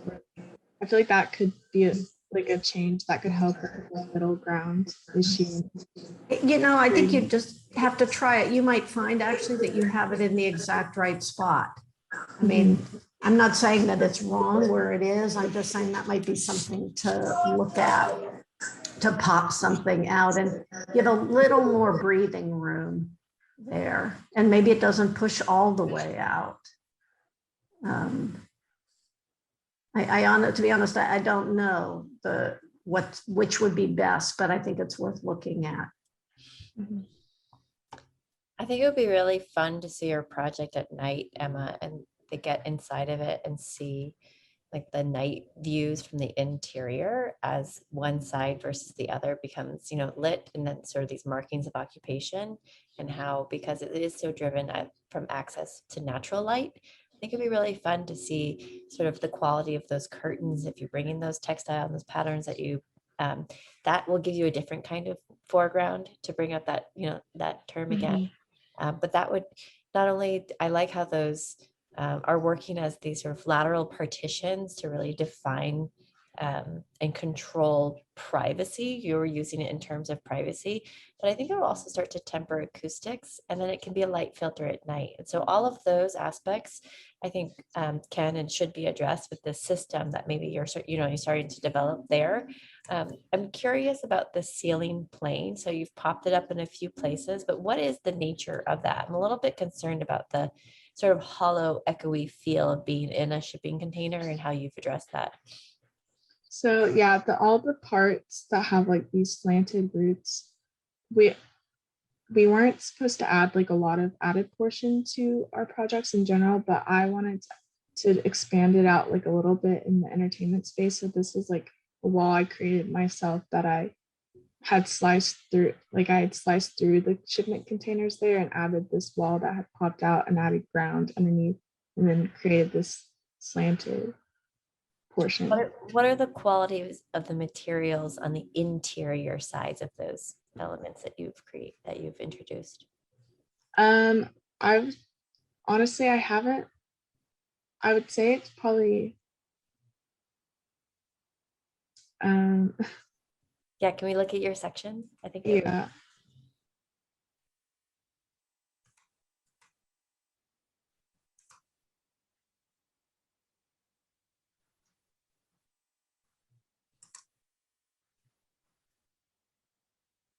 So it's funny to me, I know how well you think experientially, that the kind of formal approach and the sort of dogged rule of symmetry, how it took control over some of these aspects, like what we see in section, because it's nice to, maybe if formally they were similar or the same even, but then sort of the experience really defining and expressing the kind of use that might happen and the difference. And because, you use the dining area from a different time than the sleeping area. And again, it sort of gives it a little bit of that context of what are the realities of being in the built environment and how is that different than sort of a virtual design, right? And so I think that you have a lot of opportunities there. I think that the things that you have put forward, thinking about how you might drop the ceiling using those slats and sort of give that the area for for potential building systems later, but it grounds the space a little bit. You open it up to let the light in, but then you pull it down so it doesn't start to feel too malproportion with the scale of the sort of side to side width that Professor Rosner was pointing out is tight. And so I think that you do a lot of those things really, really well. And I think that's very well exhibited in your project. I just keep pushing on you to go to the next level because I think you're ready for it. And you know, we see the shipping container, but it's like a pattern. But that's like, you know, it's cold in the winter and it's hot in the summer and it's really loud and it's really echoey and it's hollow sounding. So like what experientially, like what do you think it would feel like to be in here? Or is the focus really just sort of on the other things? No, I actually did think about that because like it was the whole thing of unconditioned and conditioned spaces. But I imagined like in the summers in like the conditioned spaces, you'd leave the doors open and like have this like filtration between like the warm air coming in, but still experiencing the cool air, like on that portion of it. And then, yeah, like during like the fall or spring months, being able to enjoy this environment outside, like without having to need air conditioning or going inside. So I definitely did think about that aspect of it and like the different months and how this home could still be used throughout the whole year.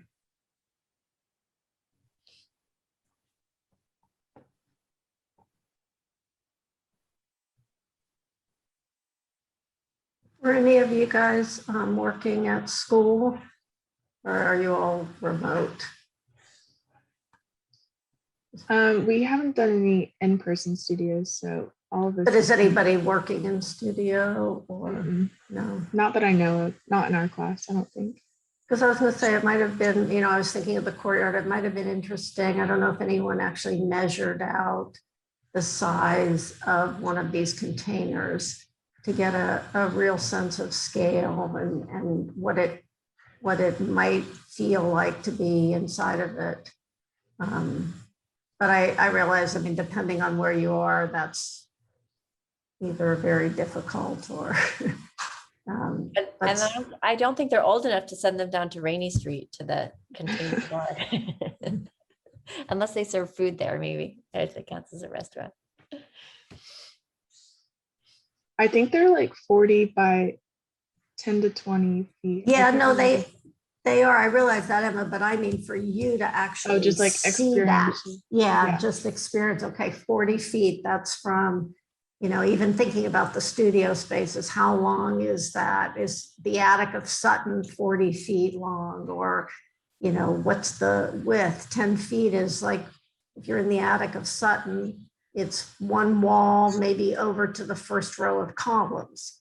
So, you know, it's not, I mean, those desks at school are what, 5 feet?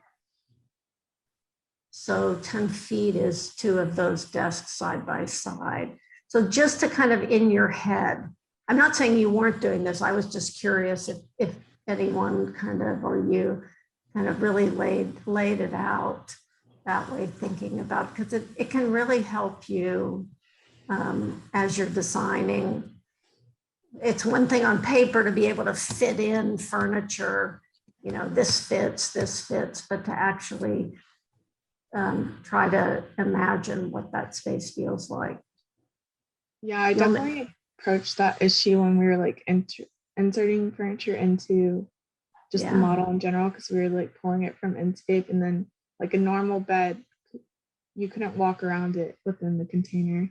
And so that was the whole reason why I added this added portion, was because I wanted there to be able to have this walking space. So that was the main actual reason behind the added portion. I think that was a good move, just to give it some breathing room.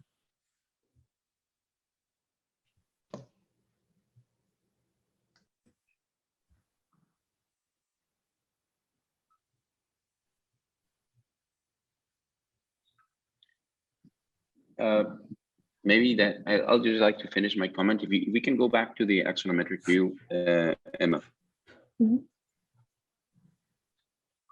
I just got to understand this platform. I never used it before, so sorry about that. But I'll just draw 3 lines.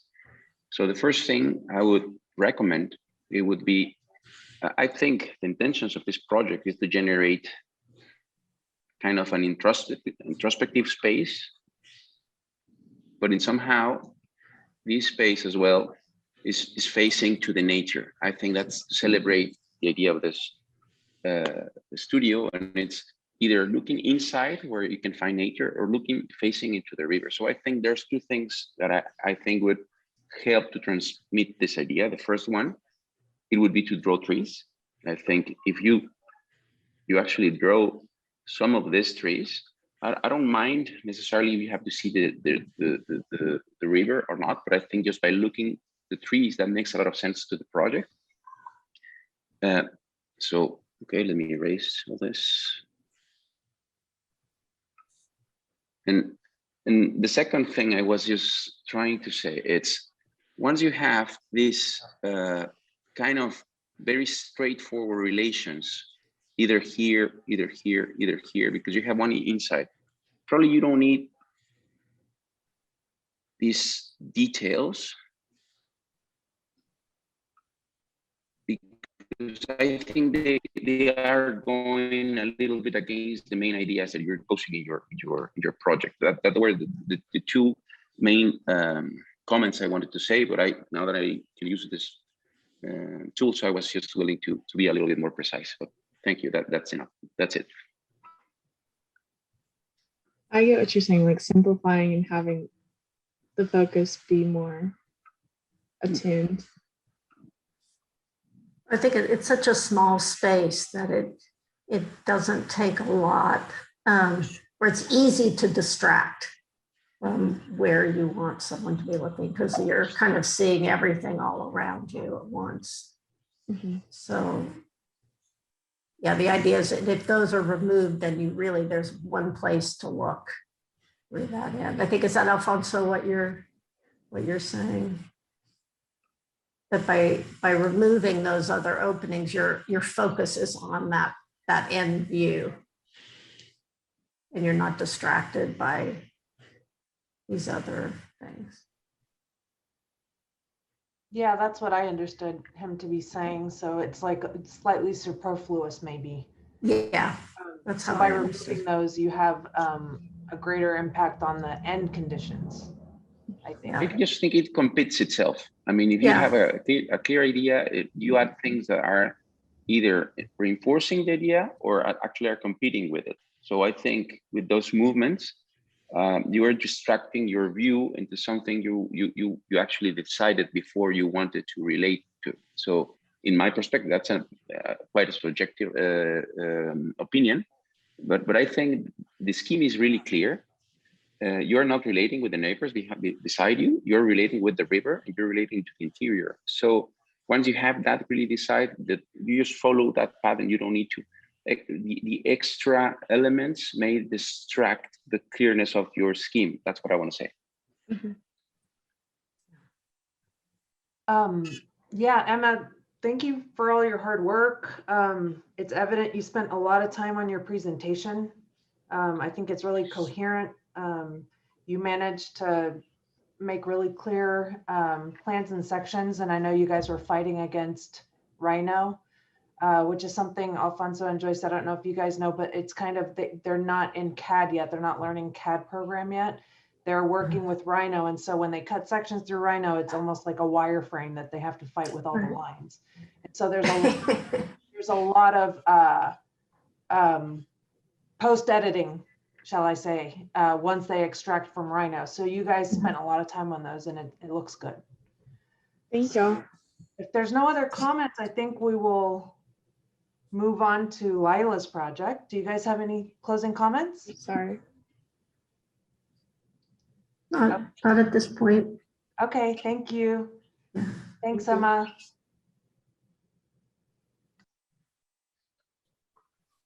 Hello.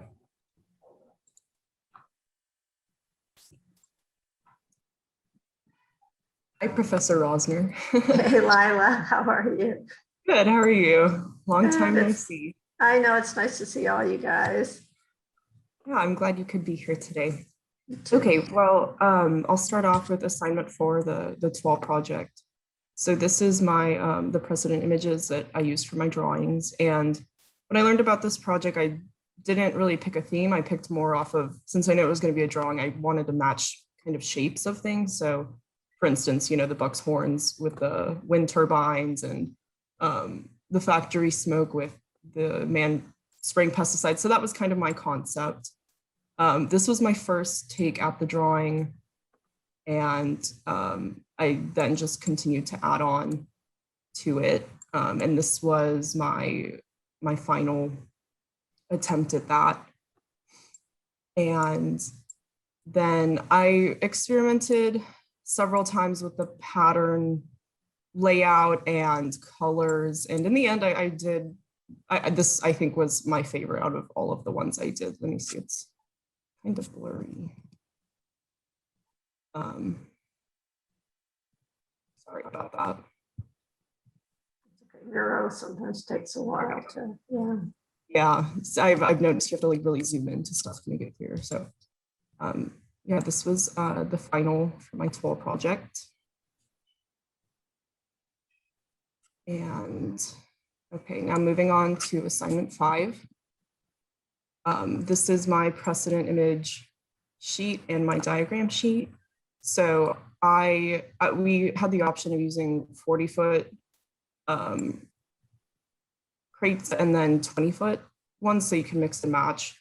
We had to have 3 in total, so I decided to use 2 40-footers and 120.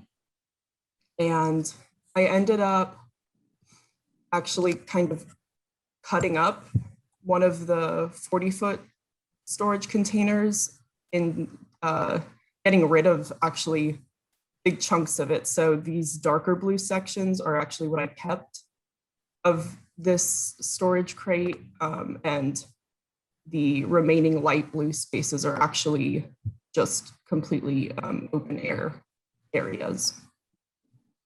And I, just for the sake of time, ended up having to do a pretty simple diagram of where my building was in the scheme of the landscape.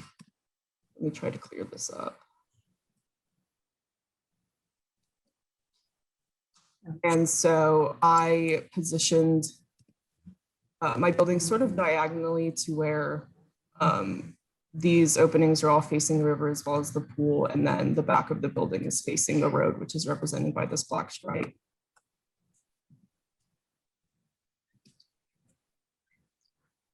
Okay, so moving on to my axon. For this project, I decided to follow kind of a theme of solid and void, and that was what I explored during my duration of designing this building. So it was really interesting because not only did I have to think about solid and void within the building, but the outside of it too, and how that interacted with the vegetation, because that's kind of the most important thing, was how people were interacting with nature. So as I explained before, I kind of chopped up this 40-foot storage units where there are open spaces in between these sections of the building. And then I created these kind of garden beams to the outdoor garden to try and extend that concept of a solid up to this completely open air area. And I also created a solid unit up here. I'll explain what everything is in the plans, but to create another solid moment up here as well as more beams. Okay, now moving on to the plans. Oh gosh.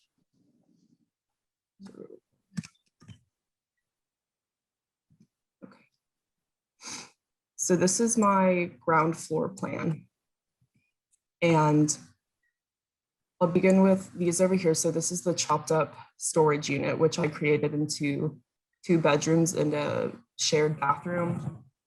And I really wanted to have the space completely open because it sort of forces the individuals staying in these rooms to have a quick moment outside, even if they're not planning on spending the day outside. They do have to commute either to the kitchen area up here, or to get to the stairs. They do have to walk completely outdoors, or to get into the bathrooms. And I also created a glass wall in each of the bedrooms that look out onto like a planted area. And I imagined having, beautiful rose bushes or something right outside these windows, so that even though they're inside, they're still connecting with nature. They may not be participating in it, but they are observing it still. And same with the kitchen. All of these walls are glass except for the back wall. So while in this area, you're looking out onto the pool and out onto all the plants that are out here. And this is the second floor. So the second floor consists of a completely outdoor garden, an office, and then the master bed and bath.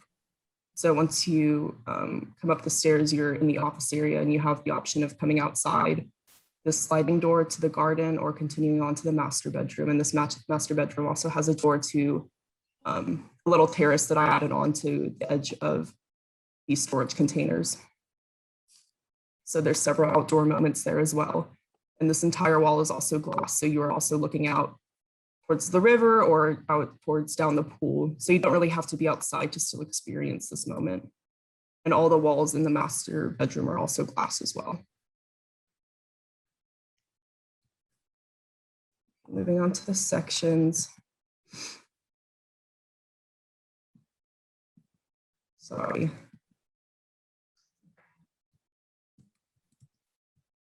So this is the first section looking into the divided bedrooms. This gives you a better idea of the fact that, again, these kind of void and solid moments where the void is created with these open areas and the solids are the rooms and extended up into the garden area with the beams. And again, kind of shows you how these windows are glass. So it's, again, a different way to interact with nature by just observing it.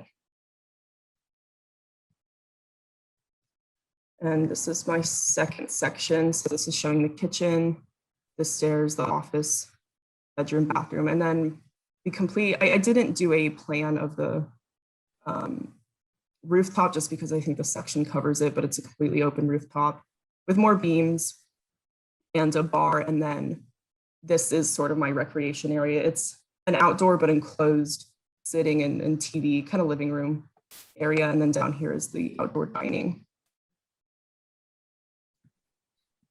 Oops. Okay, and then moving on to the renders.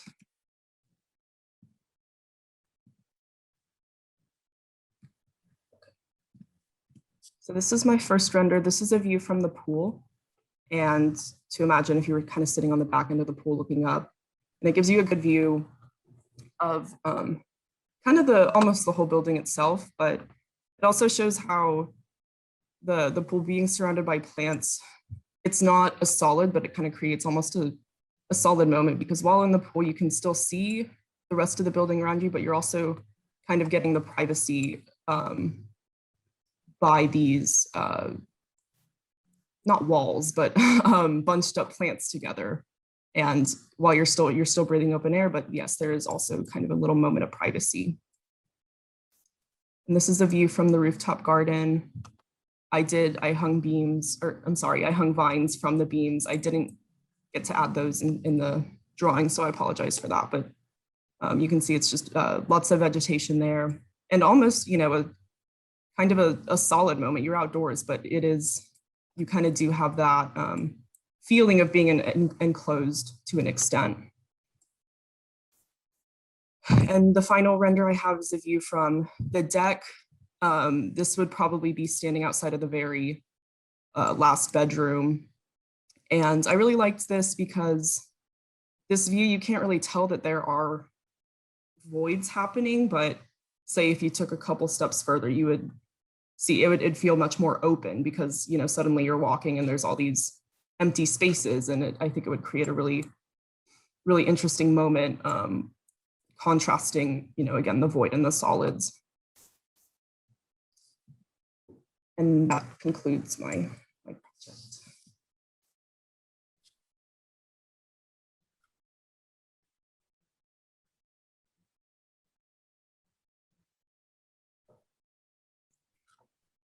I have one really quick question, Lila. Can you go to your plan and just show me, just point towards north? Oh, I think north is this way, like where the kitchen is, or no, I'm sorry. North would be Yes, right there. Yes, sorry.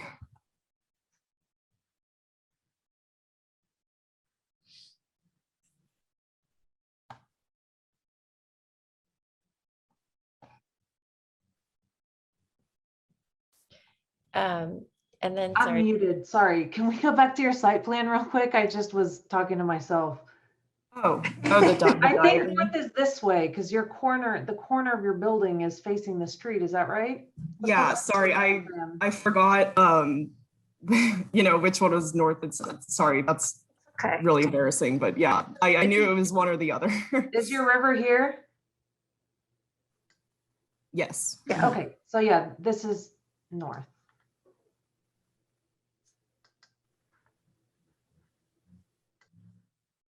And then Augustina, can you go back to your one rendering? I have something that's, I think it's interesting. But I want to hear you reflect on it. So Which while one? you were making these three, were you struck by the irony of the contrast of the definition of nature in the two scenarios? Your immediate controlled nature of what's happening exactly at your intervention and the surroundings? Yeah, that's actually a really interesting point. I guess that's something that didn't automatically come to mind because my first thought when approached with this was like, oh my gosh, how am I gonna fill this area with nature? And so I guess automatically you're thinking like gardening stuff. So yeah, I guess it is very controlled, but. Is that what you mean, Allison? Because they're all, the other one was like that as well. I mean, they're adding planting. Yeah, no, I'm actually, it's a little bit, I'm reacting to, so in the past year, I mean, interior design is like been taken outdoors because, you know, it's like, it's make a pop-up interior, make it interior, but make it weatherproof. And all of the sudden the palette of materials of softness have changed over from the language of textiles and thinking about sort of depth and texture in a different way. It's all been transferred to plants. Now the premise is set for you. So you're sort of like this idea of like your relationship to nature. So that's really an important thing. And so I'm actually sort of having a personal reflection. Like it's really interesting because like, instead of populating renderings, we used to see all different kinds of sort of accessories and other sort of fixtures and furniture, but primarily I'm seeing plants and I'm seeing a lot of vines and I'm seeing a lot of like rootless vines draping beautifully over columns. And like, I want to get to, Lila, you know me, I want to get to like the infrastructure, like where are the roots? How have they been watered? What is that like? You know, like what's happening? And so, and because I think that there's an opportunity there to think about the difference between the infrastructure and the armatures that we create, and then the overall experiential effect that is the product. And I think there's that small gap in between where things start to really shine. And I think that there's a couple places in your project where you do that. You think about, well, I have this infrastructural piece, but if I just slide a plate out, just cantilever one plate out, I can actually start to elevate my experience here. So you've used almost every surface of that proportion of the container really well. And so you're thinking already about like, what are the opportunities versus the restraints on the givens of the project. But I would love to see you think more about like, that orientation sort of like throws me for a loop. Like that's a hot box of a master suite. And, you know, unless you're this dense brush and, you know, we see like roses outside, but can they get that high? Yeah, I have questions, but I'll give you sorry. Yes, Joyce, you just, I was just going to say, I mean, I agree on the orientation, but I'll give you at least it's east, not west. Yes. At least all that glass is eastern and it's not the west side. This actually came up on another project too, and we had discussed how, you know, the site placement and the vegetation the canopies could also be taken advantage of to provide shade and to kind of block some of that out, you know, and thereby also helping to find space, but having this additional functionality. No, it really can. And it can, you know, we used to have our house like had so much west facing glass, and we looked at all these different options for screening, and ultimately we used plants to screen it, and it was great because you got the greenery, but you also got the sun was blocked, and so I think, yeah, I think that's a great way to handle it. It's interesting what you were saying, Allison. It's true. Everybody's making outdoor rooms right now because that's how you can meet with other people and gather more safely.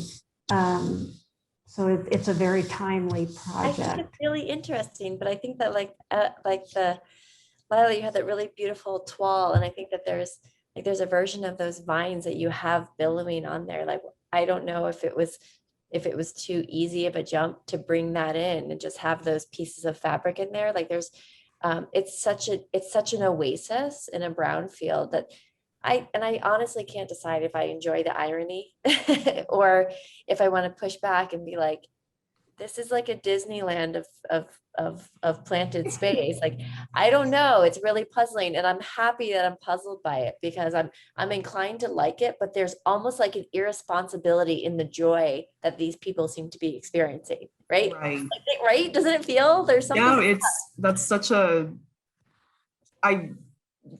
no offense, that's such a strange point to think of, but once you think of it, you're like, well, that makes sense. You know, like, no, it really does. It reminds me, I don't know, I'm 100% sure you're too young to have seen it, but the movie The Beach, with Leonardo DiCaprio, and so like he's brought to this island, and it's just like this super like it's just like the utopian society, and everybody's happy all the time, and like literally he goes through the next layer and it's sort of a nightmare. And so like I don't know, like I feel like that there's this like ominous, like there's a beautiful movie set waiting to happen here. But I wonder if there's there's a like, how do we turn down Miami Beach, like, and how do we bring in a little bit of like hot Texas, like realism? We're not green all the time, like it's right, round in the summer, it's hot. So well, I think more dead weeds. No, I think in this, Augustina, this kind of goes to your comment, I think, about, at this point, you're not into all the infrastructure, you're not figuring all that out. But the idea that there might be a way to, clean up the site, use water from the site to be clean, to be, for keeping things green. I think, on a larger scale, those could all be really interesting things to address. And obviously you guys as interior designers aren't expected to know how to do all of that. You would team up with consultants and people who are on top of that, and then that would impact your design and help you come up with other aspects of your design that worked with that. So I think as a big picture project, it's a really interesting one, like Allison's saying. And I think that right now, critiquing your project, I'm going to kind of look past all that and just look at what you have, which I actually really like what you have, Lila. I think it's, I mean, the way that you're imagining it, maybe it's a little movie set-ish, but it's actually a really beautiful movie set. And I like the idea of these individual sleeping pods. I mean, I would make sure that windows are all operable, like you have ways of circulating air. You're not relying on it. It's kind of, a glamping place. You're sort of camping, but it's pretty glamorous, and at least the way you're showing it here. And so I think it's, I like those aspects of it. That's a lot of glass on that face. But I'm gonna say maybe there's curtains there that you can pull across at times of day, and that kind of softens, also gives you some softness with sound, and it's not just using plants. I was wondering, did you look at keeping the stairs, the vertical circulation exterior? How did they? Sorry to interrupt. No, go ahead. No, go ahead.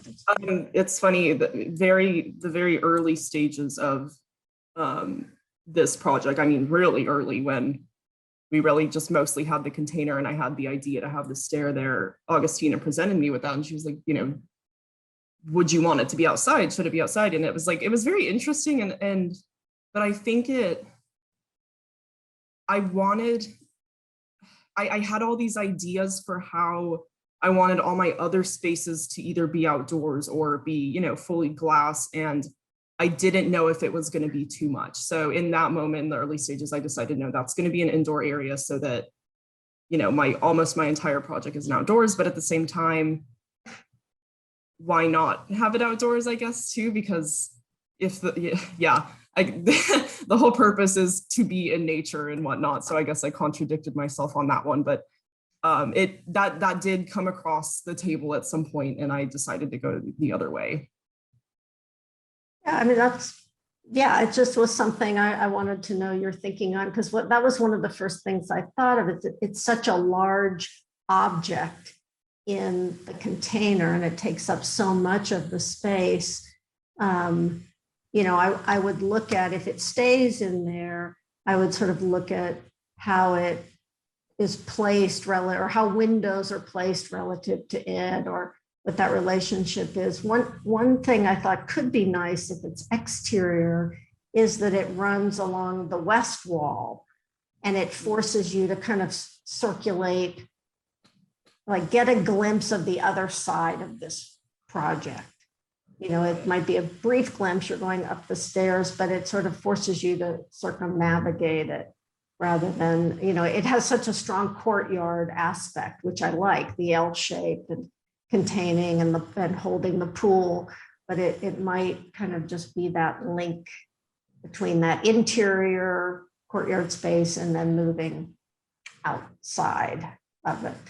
But that's a very subjective opinion.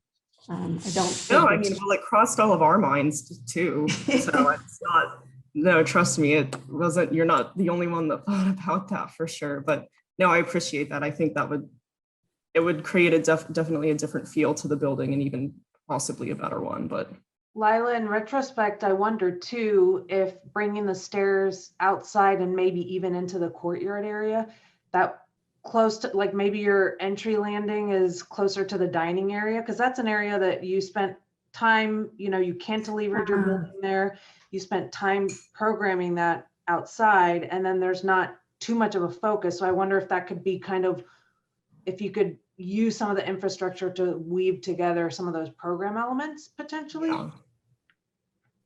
And that's a huge afterthought. Otherwise we would have discussed it, but yeah, there's so many opportunities with these projects that it's really interesting. Lila, I would encourage you, I don't know if you know about it's the King's Roadhouse by Schindler. It's in LA. It's this little tiny building now surrounded by huge buildings, but they had something called, like, what were they, sleeping nests, Joyce? Are they like or they called them nests, or they weren't pods, but I think I can't remember, Allison, but I know exactly what you're talking about. They're like, Lila, I think you'll love it. Like they sort of this idea of sort of the craftsmanship of these wood pieces that came up, and sleeping porches maybe, but they're up in like the upper level of the house. But again, it had to do with this idea of, like, it was just sort of this outdoor to semi-contain some outdoor space to make it feel like you are interiorized, and they would like roll these beds out and sleep out there. And so I think that I'm getting that feel from some of those upper level spaces that you've created. But one of the things that I think, if you do look at that, there's this good number. I mean, the internet is full of like lots of students who have done diagrams and look at the circulation diagram, but look at the circulation diagram of that house. I think it's really interesting how people will move through, because the way that you've sort of backed your rooms into sort of, you have layers. It still feels like it's absolutely an L shape, but it almost still feels like half of a spine that's radiating out, like, you know, this sort of like, and the thing that's anchoring it is this vast view. I think that's really fascinating. And I like that idea that it's this gradient of density as we move towards the view, and, you know, towards I guess with the inside, the courtyard portion of your project. I think that's really, really successful. And I think that you could introduce that even more with maybe some other kinds of anchoring elements for those little pods that are on the ground floor. Like really just, I know you wanted to cut through, but just really think about that as like moving from really, really solid into nothing, into water, which is really great. And so you have all the right moves in place. And again, I think it's like crank it up, just see where it goes. So good job. What was the name of that house? Sorry. Kings Road House. Kings Road House. Okay. Yeah, I'll definitely take a look at that. And thank you so much for your comments. Hi, Lila. I lost some of the comments before, so I don't want to repeat a lot, but okay. Hope my signal goes well. And if not, I can actually connect with my phone. Probably it's better. So first of all, I like to comment on the general. I think I like the scheme. Again, it's a scheme that directs more into the natural scape. It's a scheme that has some introspective capacity between the programs that you have defining to the interior, this pulling them in the inside, and these corridors around, or this the kitchen or the bedrooms facing into that space. I think you're articulating, or you're generating functionally very good decisions, or intuitively. The one thing I like to say is that I didn't realize till now that this is an interior design studio, and I haven't been looking at it that way. I mean, I think you're showing more than interior design here in both cases. You're actually generating quite a very interesting architecture move, such as the cantilever. I think that's very applaudable from my perspective. So there are two slight comments that I would point out. The first one has to do with when you pointed out the north. I think it's important to, again, look at how much amount of sun you're giving into the spaces when you're using glass. I think that's something very architectonical. I think you should take it into account. And the other thing is that I like it. I just want to say that conceptually, probably this project is a little bit going against the idea of the studio, who somehow suggests that you should surrender architecture instead of nature. And in this case, I think what I applaud on the other side is that you're actually really doing architecture and generating experience through architecture by looking into nature from different perspectives and living with nature in different experiences. So I do like it. So I congratulate you for that. So I like the views that actually you see the river. So I understand that there you didn't have the side plan with trees because you're actually looking into the interior as a studio. But once you do those images, you are concerned about the river, the views, the trees, and I think that's one thing really help us see that you are actually connecting into the nature as the studio suggests. So just that's it. Thank you. Congratulations. Thank you guys so much. Lila, you came a long way with this project and it was fantastic. Honestly, I'm just glad I made it, Augustine. I mean, everything. You guys have been through so much. I don't even know how you guys do it. So I'm just impressed that you guys made it this far. So thank you for all your hard work, Lila. It shows. And thank you for your comments. We're